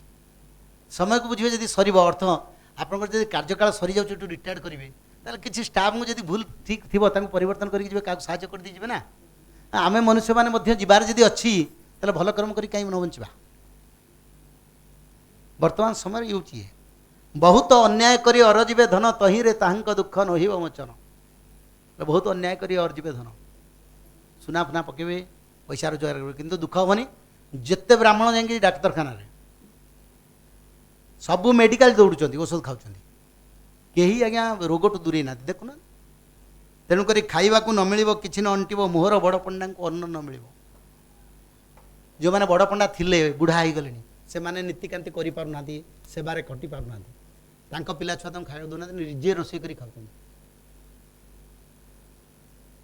ତାମାନେ ନୀଳାଞ୍ଚଳରେ ରହିବେନି। କଳିଯୁଗ ସରିଲେ 5000 ବର୍ଷ ପରେ ଏଇସବୁ ଲକ୍ଷଣ ହେବ। ଆଉ କ'ଣ ହେବ ନା, ମୋର ବଡ଼ ଦେଉଳରୁ ଖସିବ ପଥର। ବଡ଼ ଦେଉଳରୁ ବାରମ୍ବାର ପଥର ଖସିବ, ଥରେ ନୁହେଁ। ପ୍ରଥମେ ଅଁଳା ବେଡ଼ାରୁ ପଥର ଖସିଲା। ମହାପୁରୁଷ ଅଚ୍ୟୁତାନନ୍ଦ ଲେଖିଛନ୍ତି ସେ ବାବଦରେ ଯେ ଚୂଳରୁ ପଥର ଯେବେ ଖସିବ ସୂତ ଖସିଲେ ଅଁଳା ବେଡ଼ାରୁ ହେବ ଏକଳି ହତ। ତ କଳିଯୁଗର ପରିସମାପ୍ତି ହେବ, ଅଁଳା ବେଡ଼ାରୁ ପଥର ଖସିବ। ଅଁଳା ବେଡ଼ାରୁ ପ୍ରଥମ ପଥର ଖସିଲା ଏବଂ କଳିଯୁଗ ସେଦିନରୁ ସରିକି ଭଙ୍ଗାଭଙ୍ଗି କାର୍ଯ୍ୟକ୍ରମ ଆରମ୍ଭ ହେବ। ସେତେବେଳେ ପ୍ରଭୁ ନୀଳାଞ୍ଚଳ ଛାଡ଼ି ନଥିଲେ। ଯାହା ମାଳିକା କଥା ମୁଁ କହୁଛି ଆଜ୍ଞା, ହେଲେ ଚୂଳରୁ ପଥର ଯେବେ ଖସିବ ସୂତ ଖସିଲେ ଅଁଳା ବେଡ଼ାରୁ ହେବ ଏକଳି ହତ। ତ କଳିଯୁଗର ପରିସମାପ୍ତି ହେବ, ଧର୍ମ ସଂସ୍ଥାପନା ସତ୍ୟଯୁଗ ଆରମ୍ଭ ହେବ। କେତେବେଳେ ନା ମୋ ଚୂଳରୁ ଯେତେବେଳେ ପଥର ଖସିବ। ଆଚ୍ଛା, ଏତେ ବିଜ୍ଞାନ ଆସିଲେ, ଆର୍କିଟେକ୍ଟ ବାଲା ଆସିଲେ, ସେ ପଥର କେଉଁଠି ଖସିଛି କହିପାରିଲେ? ବାହାରିଲା? କେଡ଼େ ବଡ଼ ମନ୍ଦିରକୁ ଆଜ୍ଞା ଏଇ ଜିନିଷଟା ଲୋକେଟ୍ କରିପାରିଲେନି। ସେ ପଥର 10 ଟନ୍ ପଥର ଆସିଛି, କାହିଁ ବାହାର କରିପାରିଲେନି? ଇଏ ହେଉଛି ଗୋଟେ ଆଶ୍ଚର୍ଯ୍ୟ। ମନ୍ଦିର ଯେ ଏଡ଼େ ବଡ଼ ପଥରଟା ଖସିଗଲା, ତା ସାଇଡ଼୍ ତ ପଥର ଥିବ ନା, କେତେ ଖସି ପଡ଼ିଥାନ୍ତା।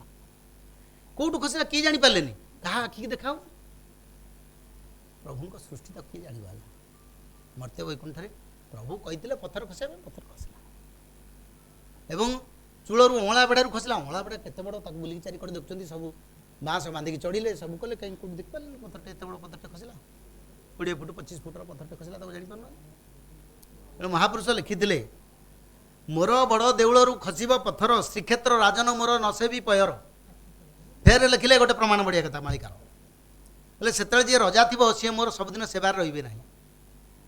ବର୍ତ୍ତମାନ ଯିଏ ରଜା କେଉଁଠି ରହୁଛନ୍ତି? ଶହୀଦନଗରରେ ରହୁଛନ୍ତି, ଆପାର୍ଟମେଣ୍ଟରେ, ରାଜଉଆସ ପଡ଼ିଛି ଖାଲି। ମହାପୁରୁଷ ଲେଖିଲେ, ହେଲେ ଶ୍ରୀକ୍ଷେତ୍ର ରାଜନ ମୋର ନସେବି ପୟର। କେବଳ ଯେହେତୁ ପୂଜା ଅର୍ଚ୍ଚନା ଦିନ, ଯେଉଁଦିନ ବଡ଼ ବଡ଼ ଫଙ୍କସନ୍ ଅଛି, ତାଙ୍କର ନୀତିକାନ୍ତିରେ ଡ୍ୟୁଟି ଅଛି, ସେଇ ଦିନ ଗୁଡ଼ା ସିଏ ଯିବେ।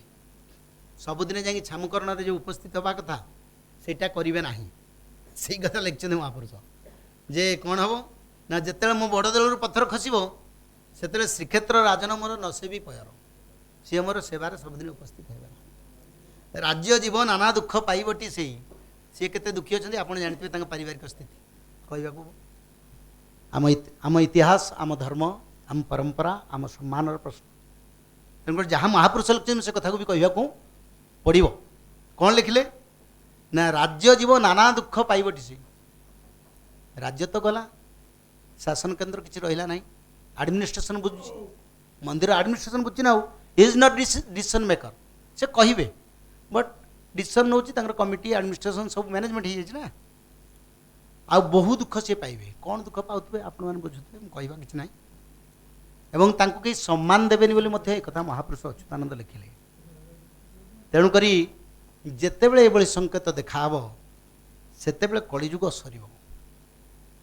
ନୀଳ ଚକ୍ରୁ ନେତ ଖସିବ ପ୍ରଭୁ ରଙ୍ଗା ଅଧର, ଲୀଳା ବେଳକୁ ସେ ହୋଇବେ ନୀଳ ଧବଳ ରୂପ ଟଳିବ ନାହିଁ ଯେ ଏକଥା ନିଶ୍ଚୟ ହୋଇବ ଜାଣ। ଡାକି ବସିଛନ୍ତି ଭରସା କରି ଭକ୍ତମାନେ। ମୋର କହିବାର ତାତ୍ପର୍ଯ୍ୟ 5000 ବର୍ଷ ପରେ ଜଗନ୍ନାଥ ମନ୍ଦିରରୁ ସଂକେତ ଦେଖାହେଲେ ମନୁଷ୍ୟ ସମାଜ, ବିଶ୍ୱ ମନୁଷ୍ୟ ସମାଜ ଜାଣିବ ଯେ ଗୋଟେ ଯୁଗ ପରିବର୍ତ୍ତନ ହେବାକୁ ଯାଉଛି। କାହିଁକି ନା କଳିଯୁଗରେ ପ୍ରଭୁଙ୍କର ଦାରୁବ୍ରହ୍ମ ମୂର୍ତ୍ତି। ତେଣୁ ଦାରୁବ୍ରହ୍ମ ମୂର୍ତ୍ତିରୁ ଯେ ଅଗୁଣରୁ ସଗୁଣକୁ ଯିବେ ସେତେବେଳେ ଯୁଗ ପରିବର୍ତ୍ତନ ସଂକେତ ପ୍ରଭୁ ପ୍ରମାଣ କରିବେ। ଏବଂ ଓଡ଼ିଶାରୁ ସଂକେତ ହେବ, ସାରା ବିଶ୍ୱକୁ ଆମେ ଜଣେଇବା। ଯେଉଁ ଆମର ସବଜେକ୍ଟ ଆଜ୍ଞା ରଖିଛନ୍ତି ବିଶ୍ୱ ଆଧ୍ୟାତ୍ମିକ ସମାଜକୁ କ'ଣ, ମାଳିକାର ବିଶେଷତ୍ୱ। ମାଳିକା ପ୍ରମାଣ କରୁଛି ଯେ ଶ୍ରୀକ୍ଷେତ୍ରରୁ ସଂକେତ ଆସିବ। ମାଳିକା ପ୍ରମାଣ କରୁଛି 5000 ବର୍ଷ ସରିବ। ମନୁସ୍ମୃତି, ନିର୍ଣ୍ଣୟ ସିନ୍ଧୁ, ଶ୍ରୀମଦ୍ ମହାଭାରତ, ଶାସ୍ତ୍ର ପୁରାଣ ପ୍ରମାଣ କରୁଛନ୍ତି, ଗର୍ଗ ସଂହିତା, ଯେ କଳିଯୁଗ ଏତିକି ସମୟରେ ସରିବ। ତ ଆମେ ସମସ୍ତେ କଳିଯୁଗ ସରିଛନ୍ତି, କେତେବେଳେ ଡୁବିବା। ମୃତ୍ୟୁ, ହଁ ମୃତ୍ୟୁ ହଉ, ଅପମୃତ୍ୟୁ ନ ହଉ ନା। ଅପମୃତ୍ୟୁ ହେଲା ନା, ଏଇ ଯେଉଁ ହେଲା, ଯେଉଁ ଛୁଆ ପିଲାଙ୍କ ପାଇଁ ଏତେ କରିଥିଲେ କେହି ତାଙ୍କୁ ଛୁଇଁଲେ ନାହିଁ। ତାହେଲେ ମାୟା କେଉଁଠି ଆସିଲା ଆମର? ଆମେ ଆଖି ଆଗରେ ଦେଖିଲେ ନା। କୋଟି କୋଟିରୁ ଜଣେ ଲୋକ କୋଟିଏ ଟଙ୍କା କରି ଘର କରିଥିଲା, ପ୍ରତିଷ୍ଠା କରିନଥିଲେ, ତାଙ୍କ ଦେହାନ୍ତ ହେଲା। କୋଟିଏ ଟଙ୍କା ସାଙ୍ଗରେ ଗଲା କିନ୍ତୁ 10 ଟଙ୍କା ଦାନ କଲେନି। କ'ଣ ଲାଭ ଅଛି? ନେଇକି ଚାଲିଯିବ ସାଙ୍ଗରେ? କେହି ନୁହନ୍ତି କାହାର ଆଜ୍ଞା। ଆମେ ଏକାଠି ଆସୁଛୁ, ଏକାଠି ଯିବା। ୱି ଏଲନ୍, ଆଉ ଯିବା ବି ଏକା। ଆମେ କେହି ସାଙ୍ଗରେ ଯିବେନି। ସାଙ୍ଗରେ ଧର୍ମ ଯିବ, ଗୋଟିଏ ଗୋଟିକା ପଛରେ ଯିବ। ପୁରା ମାନେ ଯେମିତି ବ୍ୟାଙ୍କରେ ସେଭିଂ ଅଛି, ସିଏ ବି ଚାଲିଲା ଆମ ସାଙ୍ଗରେ। ଯେଉଁଠି ଯାଉଥିବା ସେଠି ଦେଖୁଥିବ ୟାର ଏତିକି ପରସେଣ୍ଟେଜ୍ ଅଛି, ଯାଇପାରିବନି, ତୁମେ ନେଇପାରିବନି, ଇଏ ଏଠିକି ଯିବ, ଆ ଜାଗା ଏଠି। ସେ କଥା ମଣିଷ ବିଚାର କରୁନି। ମଣିଷ ବିଚାର କରୁଛି ବର୍ତ୍ତମାନଟା, ଖାଇମି ବଞ୍ଚିବି। ଆଉ ଖାଇବା ବଞ୍ଚିବା କିଛି ଅସୁବିଧା ନାହିଁ। କିନ୍ତୁ ଯୁଗ ପରିବର୍ତ୍ତନ, ଏ ଅନ୍ଧାର ସମୟ ଆସୁଛି, କିଛି କରିବାନି। ଯୁଗ ପରିବର୍ତ୍ତନ ହେଉଛି ନା। 5000 ବର୍ଷ ଯାଇଛି, କଳିଯୁଗ ସରିବ, ବିଶ୍ୱଯୁଦ୍ଧ ହେବ, ସମୟ ଆସୁଛି। କହିବି ସେହି ସମ୍ବନ୍ଧରେ ମୁଁ ଲେଖିକି ଆଣିଛି ଜ୍ୟୋତିଷ ଶାସ୍ତ୍ରର। ଆମେ ସବୁ ଗଣନା କରିଥିଲୁ ଯେ ମୀନ ଶନି ସଂଯୋଗ 2025 ମସିହାରେ ଯେଉଁ ପଡ଼ୁଛି, କେଉଁ କେଉଁ ଗ୍ରହ ଯୋଗ ରହୁଛି ଏବଂ କିଭଳି ଧରଣର ବିରାଟ ବିପଦ ମାଡ଼ି ଆସୁଛି। ମହାପୁରୁଷ କହିଲେ ଯେତେବେଳେ ନୀଳଚକ୍ରରୁ ନେତ ଉଡ଼ିଯିବ, ନୀଳଚକ୍ରରୁ ନେତ ଖସିବ। କେବେ ନେତ ଖସିଲା ଜଗନ୍ନାଥ ମନ୍ଦିରରୁ? ପ୍ରଥମେ 2005 ମସିହାରେ ଜଗନ୍ନାଥ ମନ୍ଦିରଙ୍କର ନେତ ଉଡ଼ିଗଲା ପ୍ରଥମେ। ନୀଳଚକ୍ରୁ ନେତ ଖସିବ ପ୍ରଭୁ ରଙ୍ଗା ଧର, ଲୀଳା ବେଳକୁ ସେ ହୋଇବେ ନୀଳ ଧବଳ ରୂପ ଟଳିବ ନାହିଁ। ନୀଳ ଧବଳ ଅର୍ଥ କୃଷ୍ଣ ବଳରାମ ଗୋଟିଏ ରୂପରେ ଆସିବେ କଳ୍କି। ବହୁତ ଲୋକଙ୍କର ଧାରଣା ବଳରାମ ଏବଂ କୃଷ୍ଣ ଆସିବେ, ଧର୍ମ ସଂସ୍ଥାପନ ହେବ। କିନ୍ତୁ ମାଳିକାରେ ମହାପୁରୁଷ ଅଚ୍ୟୁତାନନ୍ଦ, ହିନ୍ଦୀ ଭାଗବତ, ଓଡ଼ିଆ ଭାଗବତରେ ମଧ୍ୟ ଲେଖାଯାଇଛି ଭଗବାନ କଳ୍କି ଗୋଟିଏ।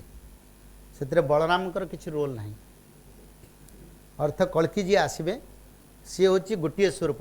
ତାଙ୍କ ଦେହରେ ବଳରାମ ରହିବେ, ସୁଭଦ୍ରାଙ୍କ ଶକ୍ତି ରହିବ ଏବଂ ବିଷ୍ଣୁଙ୍କ ଶକ୍ତି ରହିବ। ଶ୍ଵେତ ମୂର୍ତ୍ତି, ଶ୍ଵେତ ବାସ, ଶ୍ଵେତାଶ୍ଵ ବାହନମ୍, ଆଜାନୁ ଲମ୍ବିତ ଭୁଜ ଅସ୍ତି ଚର୍ମ ସୁଶୋଭନମ୍, ଶଙ୍ଖ ଚକ୍ର ଧରଂ ଦେବଂ ହଳମୂଷଳ ଧାरणम, ପୂର୍ଣ୍ଣ ଅବଂ ଭଦ୍ରା, ସୁଦର୍ଶନ ସୁଦର୍ଶନମ୍। ये कल्की स्वरूप कौन है ना? श्वेतमूर्ति, श्वेतवास, श्वेताश्व वाहनम। अर्थात प्रभु श्वेतमूर्ति आउ श्वेत शरीर, शुक्लांबरम धर्म विष्णु, विष्णु आसबे ना। ତେଣୁକରି ଚନ୍ଦ୍ରବର୍ଣ୍ଣରେ ପ୍ରଭୁ ଆସିବେ ଏବଂ ତାଙ୍କର ଆୟୁଧ କ'ଣ ରହିବ ନା ଶଙ୍ଖ ଚକ୍ର ଧରଂ ଦେବଂ ହଳମୂଷଳ ଧାରଣ। ଶଙ୍ଖ ଚକ୍ର ଧରିଥିବେ, ହଳମୂଷଳ ବି ଥିବ ତାଙ୍କ ହାତରେ। ତ ଅର୍ଥ ଯେ କୃଷ୍ଣ ସେ ବଳରାମ ଗୋଟିଏ ଶରୀରରେ ଆସିବେ ଏବଂ ସଂସ୍କୃତ ଭାଗବତର ଏବେ ମଧ୍ୟ ସେଇ କଥା ଲେଖା ଯେ କୃଷ୍ଣ ବଳରାମ ବେନି ରୂପ ଗୋଟିଏ ରୂପରେ ପ୍ରକାଶ। ତେଣୁକରି କଳ୍କି ଆସିବେ ଗୋଟିଏ ସ୍ୱରୂପ ଧରିକି, ଅଲଗା କେହି ଆସିବେ ନାହିଁ। କଳିଯୁଗ ଯେତେବେଳେ ସରିବ ସେତେବେଳେ ପ୍ରଭୁ ନୀଳ ଧବଳର ଧାରଣ କରିବେ। ଅର୍ଥ ନୀଳ ହେଲା କୃଷ୍ଣ, ଧବଳ ହେଲେ ହେଉଛନ୍ତି ବଳରାମ। ନୀଳ ଧବଳ ଦୁଇ ରୂପ ସେଠାରେ ହୋଇବ ପ୍ରକାଶ। ବଳରାମ ଭାଇ ଦକ୍ଷିଣ ସ୍କନ୍ଧରେ ରହିବେ, ବାମ ଅଙ୍ଗରେ ଚକ୍ରଧର ସ୍ତମ୍ଭୂତ ହୋଇବେ। ମହାପୁରୁଷ ଅଚ୍ୟୁତାନନ୍ଦ ବାଲ୍ମୀକି କଳ୍ପରେ ଲେଖିଲେ, କହିଲେ ବାମ ଅଙ୍ଗରେ କୃଷ୍ଣ ରହିବେ କଳ୍କିଙ୍କର, ଦକ୍ଷିଣ ଅଙ୍ଗରେ ବଳରାମ ରହିବେ। ତେଣୁକରି କଳ୍କି ଗୋଟିଏ ସ୍ୱରୂପ ନେଇକି ଆସିବେ। ଛାଡ଼, କଳ୍କିଙ୍କ ବିଷୟରେ ଆମେ ବିଚାର କରିବାର ନାହିଁ। ତେଣୁ କଳିଯୁଗ ସରିବା ସମ୍ବନ୍ଧରେ ଯେଉଁ ଲକ୍ଷଣ, 5000 ବର୍ଷ ସରିଲେ କଳିଯୁଗ କିଭଳି ସରିବ ତାକୁ ମହାପୁରୁଷ ଗୋଟେ କଥା ଆଉ ଗୋଟେ କଥା ଲେଖିଲେ। ଅଚ୍ୟୁତାନନ୍ଦ ତୃତୀୟ ପଟଳରେ ଲେଖିଲେ, ବିରଜା ପୀଠ ବୈତରଣୀ ନଦୀ ଦଶାସନୀ ଘାଟ ଉଦୟ ଭେଦି। ଗୋଟେ ସଂକେତ ସେଠୁ ମିଳିବ, ଜଗନ୍ନାଥ ମନ୍ଦିର ସଂକେତ ମିଳିବ। ଜଗନ୍ନାଥଙ୍କ ରୋଷଶାଳକୁ ବଜ୍ରାଘାତ ହେବ, ନୀଳଚକ୍ରରୁ ପତାକା ଉଡ଼ିଯିବ, ଆଉ କ'ଣ ହେବ ନା ଭଣ୍ଡାର ଘର ଶୂନ୍ୟ ହୋଇଯିବ, ସେବକମାନେ ଅନ୍ୟାୟ କରିବେ, ଆଉ କ'ଣ ହେବ ନା ରକ୍ତ ଛିଟା ପଡ଼ିବ ଯେ ରତ୍ନ ସିଂହାସନ ଏଇ ସାରି ସେ କାମ ବି ସରିଛି। ଆଉ କ'ଣ ହେବ ନା ଶ୍ରୀକ୍ଷେତ୍ରର ଆଉ ଗୋଟେ ଜିନିଷ କ'ଣ ହେବ ନା ଗଙ୍ଗା ଯମୁନା କୂଅ ଶୁଖିଯିବ। ବର୍ତ୍ତମାନ ଅଲଗା ଆଡ଼ୁ ପାଣି ଆଣିକି ସେ କୂଅ ଦୁଇଟାରେ ପାଣି ବ୍ରହ୍ମା ସ୍ଥାପନ କରିଥିଲେ ଗଙ୍ଗା ଯମୁନା କୂଅକୁ, ଏମାନେ ପାଣି ଆଣିକି ତାକୁ ଚାର୍ଜ କରି ସେ ପାଣିରେ ରୋଷେଇ କରୁଛନ୍ତି। ଗଙ୍ଗା ଯମୁନା ଶୁଖିଗଲେ କାହିଁକି ଆଜ୍ଞା? ଗଙ୍ଗା କ'ଣ ଗଙ୍ଗାର ଧାରା ଅବିଚଳିତ ଧାରା ସେ କ'ଣ ଶୁଖିଗଲା ନା? ମାଳିକାରେ ଲେଖା ହେଇଥିଲା ଶୁଖିଯିବ, ଯେତେବେଳେ ଶୁଖିବ ଜାଣିବ କଳିଯୁଗ ସରିଲା। ପ୍ରଭୁ ଛାଡ଼ିଲେ ମାନେ ଗଙ୍ଗା ଯମୁନା ବି ସ୍ଥାନ ଛାଡ଼ିଲେ, ଆଉ ପ୍ରଭୁଙ୍କ ପାଦ ରହିବାକୁ ସେ କେହି ସେଠି ରହିବେ? ଅବଢ଼ାର ସ୍ୱାଦ ରହିବ ନାହିଁ, ଅବଢ଼ାର ବାସ୍ନା ରହିବନି, କମ୍ ସମୟରେ ଅବଢ଼ା ଖରାପ ହେଇଯିବ। ଏକଥା ବି ମହାପୁରୁଷ ଲେଖିଛନ୍ତି। ପ୍ରଭୁଙ୍କର ନିର୍ମାଲ୍ୟ ଖରାପ ହେଇଯିବ, ସ୍ୱାଦ ରହିବ ନାହିଁ। ତେଣୁକରି ବଜ୍ରାଘାତ ହେବ। ମହାପୁରୁଷ ଲେଖିଲେ ଜଗନ୍ନାଥଙ୍କର ଧ୍ୱଜାକୁ ବଜ୍ରାଘାତ ହେବ। ଧ୍ୱଜାକୁ ବଜ୍ରାଘାତ ହେଲା, ବାଁଶ ସହିତ ଧ୍ୱଜା ଗଳି ପଡ଼ିଲା, ପୋଡ଼ିଗଲା। ତେଣୁକରି ଇଏ ଜଗନ୍ନାଥ କ୍ଷେତ୍ର ସଂକେତ। ଆଉ ବିରଜା କ୍ଷେତ୍ର ସଂକେତ କଥା ଲେଖିଲେ, ବିରଜା ପୀଠ ବୈତରଣୀ ନଦୀ ଦଶାସନୀ ଘାଟ ଉଦୟ ଭେଦି, ଶପଥ ମାତୃକା ଟେକିଛି ଶିର ତାଙ୍କ ଅଧରୁ ବହିବ ରୁଧିର। ଏହି ସଂକେତକୁ ଜାଣିତା ରାମ କଳଙ୍କି ଉଦୟ ନିଶ୍ଚୟ। ବୈତରଣୀ ନଦୀ କୂଳରେ ସପ୍ତ ମାତୃକା ଅଛନ୍ତି, ସପ୍ତସତୀ ଚଣ୍ଡୀ, ବାରାହୀ, ଚନ୍ଦ୍ରଘଣ୍ଟା, କାଳୀ, ଦୁର୍ଗା, ତେଣୁକରି ଭୁବନେଶ୍ୱରୀ, ଏଇ ଯେଉଁ ଅଛନ୍ତି ସପ୍ତ ମାତୃକା, ତାଙ୍କ ଉଦରରୁ ରକ୍ତ ଧାର ବହିବ। 2005 ମସିହାରେ ମାଆଙ୍କ ପାଟିରୁ ରକ୍ତ ବହିଥିଲା। ଆକୁ ଆମେ ମାଳିକା ଯେହେତୁ ଇଏ କରୁଛୁ, ଆମେ ତାଙ୍କ ସହିତ କଥା ହେଇଛୁ ଏ ବାବଦରେ, ଏଇଟା ସତ୍ୟ ମିଛ। କାରଣ ମହାପୁରୁଷ ଲେଖିଥିଲେ ନା ଯେ ସପ୍ତ ମାତୃକା ଉଦର ଅର୍ଥ ତାଙ୍କ ପାଟିରୁ ରକ୍ତ ଧାର ବହିବ, ଅର୍ଥ ସେମାନେ ମନୁଷ୍ୟ ରକ୍ତ ଖାଇବା ପାଇଁ ପାଗଳ ହେବେ, ସେଥିନେଇ ରକ୍ତ ବହିବ, ମାରିବେ ଚାରିଆଡ଼େ। ଆପଣ ଦେଖିବେ ରାସ୍ତାରେ ଗୋଟେ ଆକ୍ସିଡେଣ୍ଟ ହେଇଥିବ, ଗୋଟେ ଠୋପା ବ୍ଲଡ଼ ବାହାରି ନଥିବ, ଗୋଟେ ଠୋପା ବ୍ଲଡ଼ ବାହାରିବନି। ଆଉ ବହୁତ ଜାଗାରେ ଆକ୍ସିଡେଣ୍ଟ ହେଇଥିବ, ରକ୍ତ ଚାରିଆଡ଼େ ପଡ଼ିଥିବ। ଯେଉଁଠି ବ୍ଲଡ଼ ନ ବାହାରେ ସେଠି ଶୋଷି ଖାଇଦିଅନ୍ତି କେଉଁମାନେ? ସହଚରୀମାନେ। ପାତି ଅଛି ମହାମାଇ ଖପର ପତାଇ, ରେଳ ଧାରଣରେ ଯେତେ ଜଣ ଲୋକମାନେ ତାଙ୍କର ରକ୍ତ ବାହାରେ ନାହିଁ। ମହାପୁରୁଷ ଲେଖିଥିଲେ ପାତି ଅର୍ଥ ଯେଉଁ ରେଳ ଧାରଣା କଥା କହୁଛନ୍ତି, ଯେ ସେଠି ସବୁବେଳେ ମହାମାଇ ଅଛି, ଯିଏ ବି ମରିବ ରକ୍ତ ବାହାରିବ। ଯେଉଁ ମାଳିକାର କଥା ଆଜ୍ଞା, ଆମେ ତାକୁ ଅନୁସନ୍ଧାନ କରୁ। ତେଣୁକରି ବିରଜାପୀଠ ସପ୍ତମାତୃକାଙ୍କର ଅଧରୁ ରକ୍ତଧାର ବହିବ। ଯେତେବେଳେ ଜାଣିବ କଳିଯୁଗ ସରିଲା, ଜାଣିବ ଯେ କଳିଯୁଗ ଆଉ ନାହିଁ। ଏବଂ ଜଗନ୍ନାଥ ପ୍ରଭୁଙ୍କ କ୍ଷେତ୍ର ଆଉ ଗୋଟେ ସଂକେତ ଦେଖିବ, କହିଲେ ଦିନେ ଦିନେ ଚଳୁରେ ମୁଁ ନ ହୋଇବି ଦେଖା, ଭୋଗ ସବୁ ପୋତା ହେବ ଜାଣ ପଣ୍ଡୁ ଶିଷ୍ୟ। ଦିନେ ଦିନେ ଚଳୁରେ ମୁଁ ଆସିବି ନାହିଁ। 2 ବର୍ଷ ତଳେ 2-3 ଥର ଜଗନ୍ନାଥଙ୍କ ମହାପ୍ରସାଦ ପୋତା ହେଲା, କିନ୍ତୁ ତାପରେ ଯେଉଁମାନେ ବ୍ରାହ୍ମଣ ଆସିଲେ ଚଳୁରେ ପ୍ରଭୁ ନ ଦେଖାଲେ ବି ସେ କହୁଛନ୍ତି ପ୍ରସାଦ କରିଦିଅ। ତେଣୁକରି ଇଏ ସବୁ ସଂକେତ। ମହାପୁରୁଷ ଅଚ୍ୟୁତାନନ୍ଦ ଲେଖିଲେ 4,32,000 ବର୍ଷ କଳିଯୁଗର ଅଟଇ ଆୟୁଷ, ପାପ ଭାରାରେ ଆୟୁ କଟିଯିବ, 5,000 କଳି ଭୋଗ ହେବ। କ'ଣ କ'ଣ ପାପ ଆଜ୍ଞା? कहले पाप भारार आयु कटिज कौन कौन पाप दोषर कलिजुगर आयु कटो आम तो ये बसने आम डिस्कसन कर ना प्रथम पाप हूँ कौन प्रथम पाप हूँ पितृहत्या माता च पार्वती देवी पिता देव महेश्वर भगवान महादेव भली त्यागर अवतार होचंदी पिता आ माता हूँ पार्वती भली स्नेह एवं संसार पालन करनी जिते पिता को पुत्र हारी मारिदेव जीवन बाड़े हो पिटिक हो हाणिक हो कलिजुगर आयुष कटिज मातृहत्या पितृहत्या प्रथम पापर महापुरुष ने भ्रूण हत्या शिशु हत्या शिशु मान हत्या करा दुष्कर्म कर भगिनी हत्या भातृहत्या मुख्य पापर आसो पापर तापर कौन आसुची ना जीव हत्या गोहत्या ब्रह्महत्या जिते जीव हत्या सब आसुची कलिजुगर आयुष जो 4,32,000 कटुची तादर से गुड़ा आसुची आ कौन आसुची अविश्वास विश्वासघातक प्रतिश्रुति पूरण न करवा राजा शासन प्रजा विरोधी शासन राजार जहाँ लिखिले संस्कृत भागवत अथासु जुग संध्याय दस्यु प्रायसु राजसु बढ़िया कथा आ गया संस्कृत भागवत लिखला अथासु जुग संध्याय दस्यु प्रायसु राजसु जनिता विष्णु यशो नामना कल्कि प्राह जगतपते और तो अथासु जुग संध्या जो कलिजुगर संध्या समय हम दस्यु भाया राजा माने हो कौन करेंगे ना जहाँ रोजगार करेंगे निज परिवार निज प्रॉपर्टी बढ़ेबे प्रजान कथा शुणे ना प्रतिश्रुति रक्षा करेंगे ना शासनाध्यक्ष हूँ क्षमताशील हूँ क्षमताशील हूँ सब देश विश्व ब्रह्मांड कथा कहूँ सबुआड़े ये परिस्थिति हम जुग संध्या समय कौन ना दस्यु लुंठन करेंगे शासक से ही समय जनिता विष्णु यशो नामना कल्कि प्राह जगतपते तो कल्कि महाप्रभु से समय जन्म है जुग संध्या समय दस्यु भाया रजा अच्छा ना आप विचार करेंगे मुझे किसी लाभ मुझे कौन कर तेणुक प्रकृति पंचभूत को प्रभु आदेश देवे जे तुम्हें एवं संहार पर्व आरंभ कर अधीन वर्षा हम अधीन नदी प्रलय हम अधीन बढ़ी हम अधीन खरा हम आज्ञा बैशाख मास खरा न हो बैशाख मास नदी बढ़ेला बेलू श्रावण मसरे खरा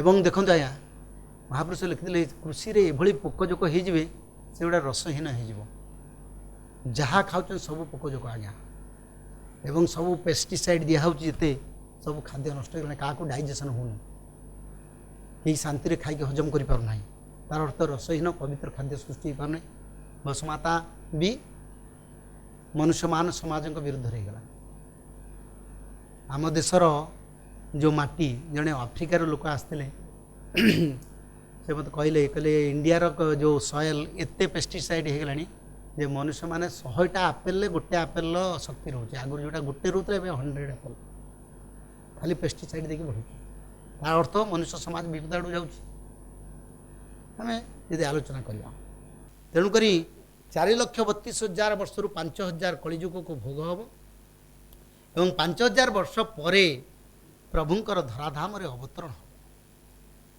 लक्षण कौन ना मु कहली प्रकृति परिवेश परिवर्तन नारी मान भर परिवर्तन पुरुष मान भर परिवर्तन जगन्नाथ क्षेत्र परिवर्तन आउ विरजा क्षेत्र परिवर्तन सप्तमात्मका आउ गोटे कथा अच्छे जदिन विरजा आस्थान छाड़े भीमसिंहनाद हेब गर्भस्थित शिशु भूमिष्ठ होइले आउ गोटे कथा अच्छे मुझे गुप्त कथा मुझे महाप्रभु कथा मुझे तेणुक कौन कहले जेदिन विरजा आस्थान छाड़े भीमसिंहनाद हेब तो जोगमाया आस्थान छाड़े 2004 मसीहा सेप्टेम्बर विरजा देवी सिंहासन 6 मास तले रहिले फिर विरजा पुनर्प्रतिष्ठा है 6 मास 8 मास पर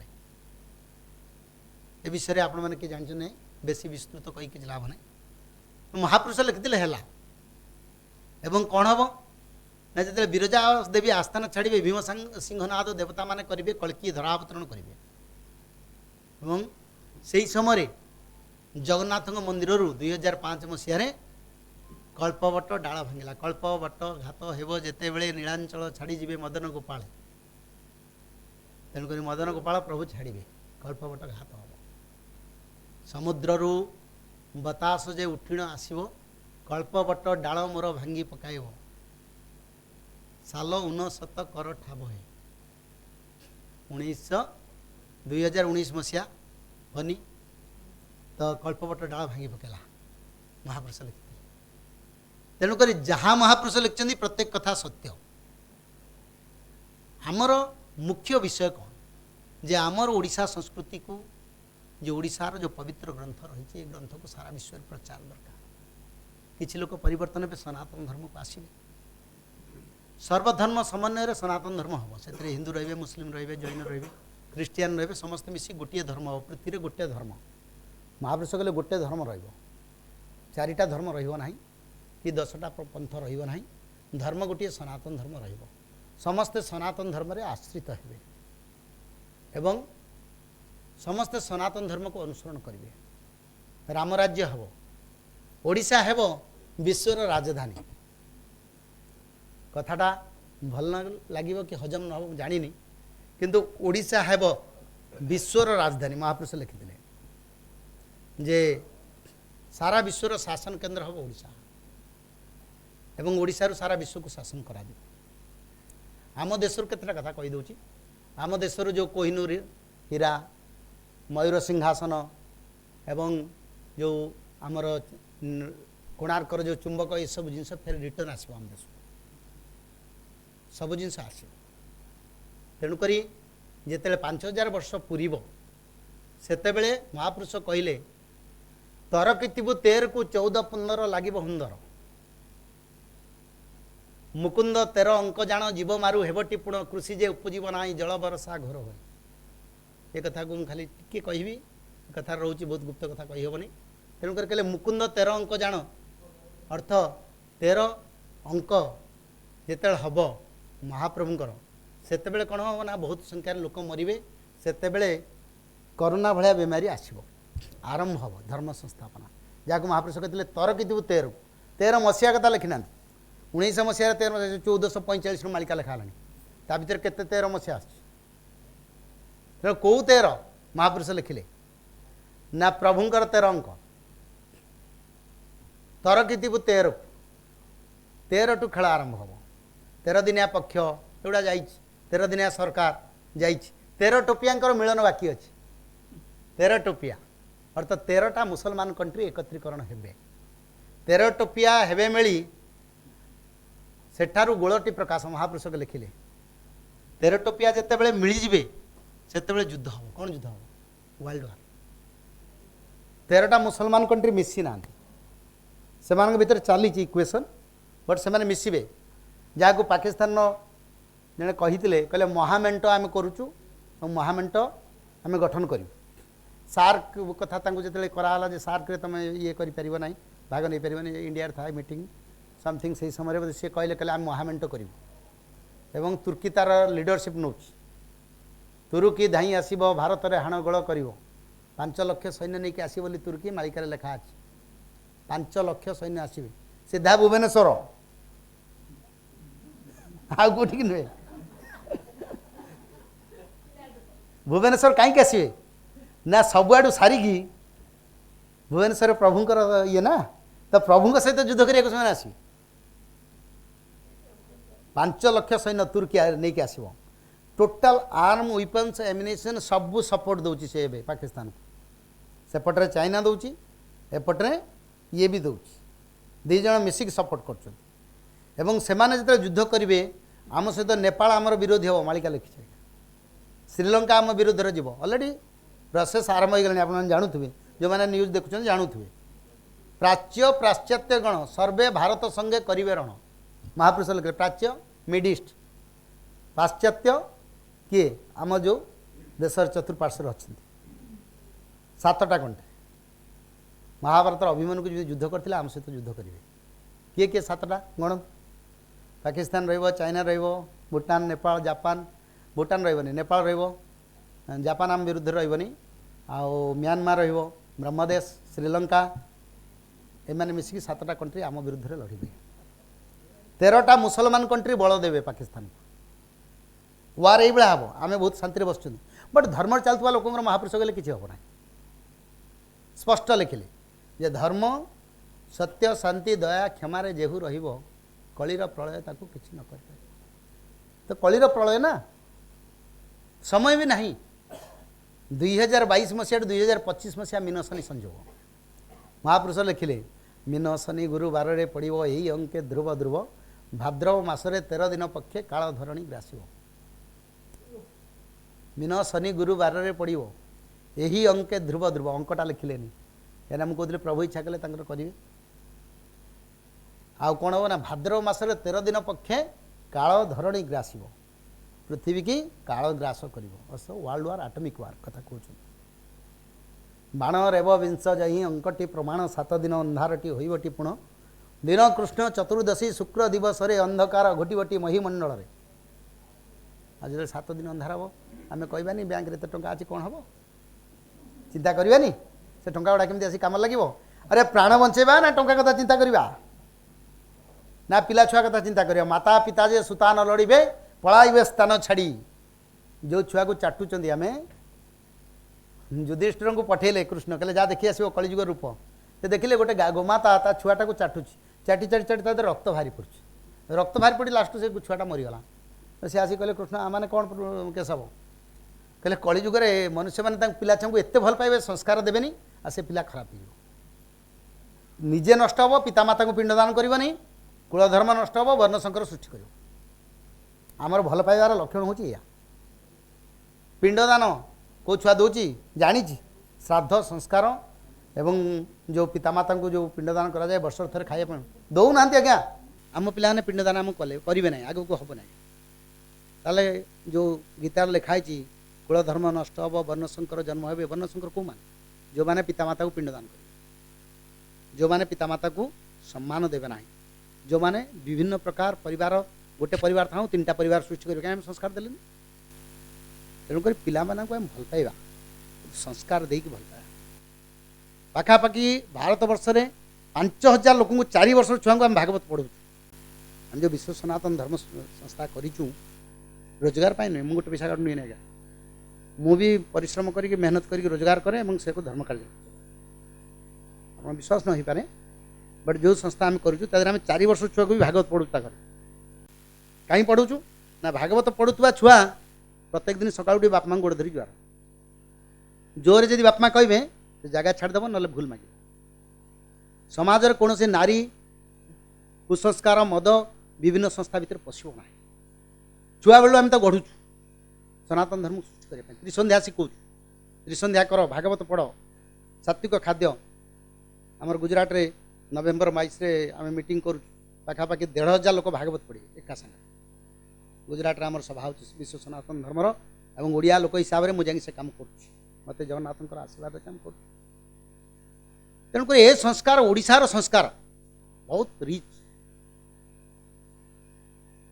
धर्म संस्थापनार समय संगे संगे धर्म संस्थापना को बुझी मनुष्य समाज रे परिवर्तन हवा दरकार तेणुक आ कि खाली गोटे समय कहबी कारण समय नहीं भारतर शेष राजा जोगीवर जान बढ़िया कथा लिखिले महापुरुष अच्युतानंद युग सहस्र युग संधि 5000 वर्ष युग सरी जाइतिबो एवं से समय भारत जने शेष राजा थे ता पूर्व त्रिजटार वंशधर शासन करते भारत में एक कथा महापुरुष लिखिं त्रिजटार वंश जी शासन करुले आउ शासन गादी से भी आसीपारे ना मालिका तो लिखिना आसो कौट तेणुक त्रिजटा वंशर 13 पुरुष भोग हम 13 पुरुष पर तार संतान निसंतान हेबे वर्तमान जे त्रिजटा वंश शासन करते पुओ तो बाहानी तेणु पुओ जब बाहानी आ छुआ पिला आसले कौटू ना संसार रहा कौट तेणुक 13 पुरुष महापुरुष जो लिखी से कथा प्रमाण होगा 13टा पुरुष शासन करने कथा लिखाई नथिले परिवार 13टा पुरुष पर्यंत रहिबो तापर तांकर कई संसार निर्वंशिया ही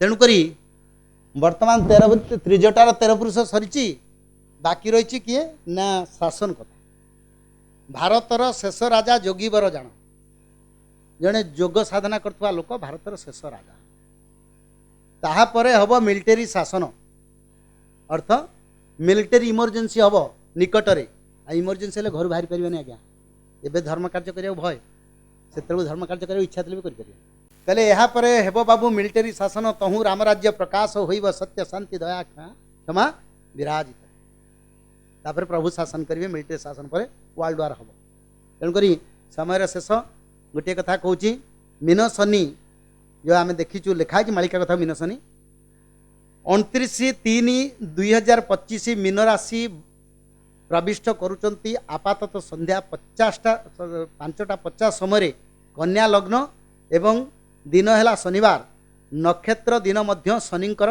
कारण एवं चंद्र भक्त दिवस रे शनिंकर उत्तरा भाद्र नक्षत्र चलन शनिंकर भक्त कौन कहले भक्त दिवस अर्थ भक्त मानकर डेवलपमेंट हो मीन शनि धर्म थी कौन डेवलपमेंट हो से लिखुची माने शास्त्र या जे 29/3/2025 5:50 मीन शनि संयोग हम किंतु सी शनि एवं चंद्र दिज भक्त कारक अर्थ धर्म कारक ही जाऊँ तेणुक धर्मटा सूची हम धर्म लोक मैंने रे से दिन अमावास्या पड़ुची किमित इम्पोर्टाट दिन देखो महाभारत युद्ध में ये संयोग नाला से दिन अमावास्या पड़ुची एवं सूर्यपराग पड़ुची गोटे दिन एवं चैत्र मास शुक्ल पक्ष प्रतिपद जहाँकि भारतीय नववर्षर प्रथम दिवस माने आम सनातन धर्म नववर्ष पालन हो संहार काम प्रभु करेंगे ना मीन शनि तेणु आमर नुआ वर्ष से आरंभ होची कार भक्त मान पापी मान संहार नववर्ष मत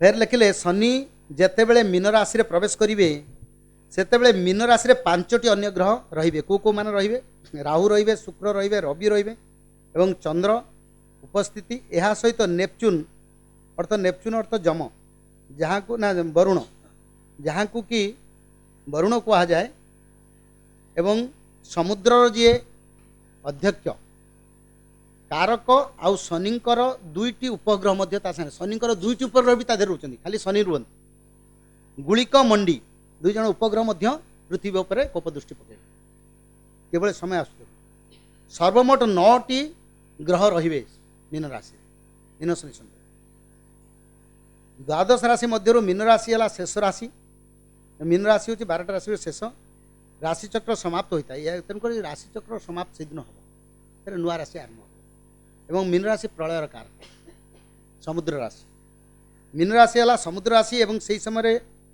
कन्या लग्न पाई मार्क आ बाधक जो लग्न से चलते से राशि शनि चंद्र रवि बुध शुक्र नेपच्यून लग्न को दृष्टि देउचंती तथा बृहस्पति जे कि बाधक बृहस्पति बाधक स्थान रचंती एवं मारकाधिपति पंचम दृष्टि दौरान ये सब आज्ञा जोग बहुत खराब समय आसु समुद्र द्वारा सर्वाधिक क्षति घटव मंगल दशम घरे वायु राशि मिथुन रे युद्ध रक्तपात आणविक संग्राम भूमिकंप तथा वायु अग्निर प्रलय बृहस्पति नवम रे अर्थात धर्म संस्थापना धर्मर उत्थापन मान किमिति ग्रह जोग होची देखो महापुरुष लेखा एवं आम कैलकुलेशन कर जड़े ज्योतिष 10-12 जन ज्योतिष कैलकुलेशन कराई तेणु आसूची कौन ना अग्नि प्रलय आसूची भूमिकंप आसूची वायु राशि जेतु आसुच्चंती पवन जल संहार कार्य हम आणविक युद्ध बृहस्पति नवम रे अर्थात धर्म स्थान रोचे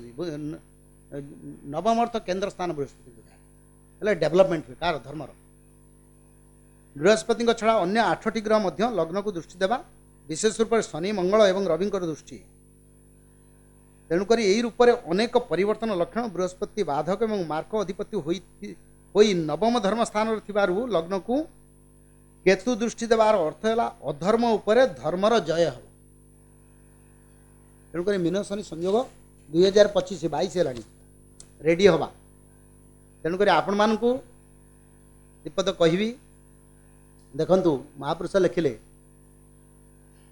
जे लोके कहूतबे जन्म हेलेनी दर्शन करिछि मुई लोके कहूतबे जन्म हेबे प्रभु ठार गार बुझ तुही बुद्धि विवेक को प्रभु हरि नेबे बणा हेबे सुज्ञ जन आपणा हस्ତରେ स्कंद छिड़ाइबे मिलिबे देवी भवन तो देवी भवन को जीवा अर्थ कारण महामाई की द्वापर जुग प्रभु बर देले कौन बर देले ना जिते कलिजुग हम तमें मोर भक्त मान तमें खाइब खाई तुम उदर तृप्ति कर महामाया को बर देइथिले बर देइछि काली को भक्त देवी कली की तेणुक गोटे जिनस महामाया संहार जो हम से संहार रक्षा पाइबापी मु 4टा निदान कहि गोटे हूँ सत्य शांति ना 5टा सत्य शांति दया क्षमा को आचरण करंतु आपन जीवन शैली प्रत्येक दिन सकाळू घरे जहाँ भी नुआ किसी रोषाई होची रुटी दिखंड आगे काढ़ी रखिए दान पाई तापर आपण घर लोक खाते कारण दान हूँ रहीगला कलिजुगे धर्म आ कोटी धर्म ना आ सब हूँ करप्शन एवं सबुत माने मानसिकता ठीक रहूना तेणु किसी दान करूँ आप आयु बढ़ एवं भागवत पढ़ु आप आयुष बढ़ ये कोरोना फोरोना रोग जो आस मु आज्ञा कोरोना रोगी सहित बहुत लोगों सहित मिसी कोरोना समय कि मत भगवान बंचे रखते आज्ञा कोरोना भी होती कि दिने काश होनी कि ज्वर होनी कि रिपोर्ट अच्छी मुझे देखेबी ये पाखे टेस्ट करते आज्ञा सी मत कहले एबे भी गोटे जगन्नाथ धारा पूर्व होता मुझे कहले असुविधा मत तेणुक से प्रभाव रही जो मैंने भक्त रे महापुरुष लिखिले जल प्रलय आसिले जल भी किसी करना भूमिकंप किसी करना जोटी गुड़ी फुटब से गुड़ी भी भक्त देह बाजब ना एक कथा भी लिखते कारण धर्मर परिप्रकाश हम ओडिशा को जो 5 लाख सैन्य आसो कथा कहूली से कोणार्क देके आसवे कोणार्क आउ के सही पार युद्धर दाऊ महापुरुष लिखिले कोणार्क देके आसवे महापुरुष से समय 14 लाख टोटाल सैनिक आसवे ओडिशा को ओडिशा राज्यर खंडगिरी ठारे अनेक युद्ध होइब चक्र धरी प्रभु अनंत किशोर म्लेच्छ संहार करिवे से प्रभु चक्र को डाकिबे आ एते 14 लाख सैन्य सहित प्रभु लड़बी तेणुक चक्र को डाकिबे कह खाइदे सबू मिसिकी 14 लाख लास्ट को ओडिशा को आसे प्रस्तावित कली भारत ओडिशा रे ही जहाँ सबुठी सर सरलापर ओडिशा रे हबो आमे भाग्यवान प्रभु क्षेत्र में जन्म होती मालिका आम पाखे अच्छी मालिकार आम आगत भविष्य जाना ताकू नहीं आम कर्म कार्य कले आम जीवन सुरक्षित रही शांति रहा भागवत प्रत्येक दिन पढ़ु निरामिष खाद्य खातु जीव हत्या करूँ ना जीव हत्या कले आज्ञा महापाप हम अर्थ जीव जो जीवपाई आम खाऊँ आज्ञा जीव गोटे इंद्रिय पंच इंद्रिय भितर जीव इंद्रिय आमर अर्थ रसना इंद्रिय को जब आम संयम करवा ताले आम धर्म बाट को आसीपर जिते मनीष को पोड़ी दौरान जीव भी पोड़ी जाऊँगी कर्म पोड़ू ना तेणुक जीव हत्या करतुनि प्रत्येक दिन राति दिन जिते समय मिलूँ गोटे अध्याय भागवत पढ़ु करोना फरोना जहाँ रोग भी आस हेनी आयुष बढ़ जी भागवत पढ़ो 100 वर्ष मर देखु आप इतिहास देखु आप गाँव भी देखु कौन सी लोक स्त्री लोक जब भागवत पढ़ुची तार मृत्यु हम और सरल मृत्यु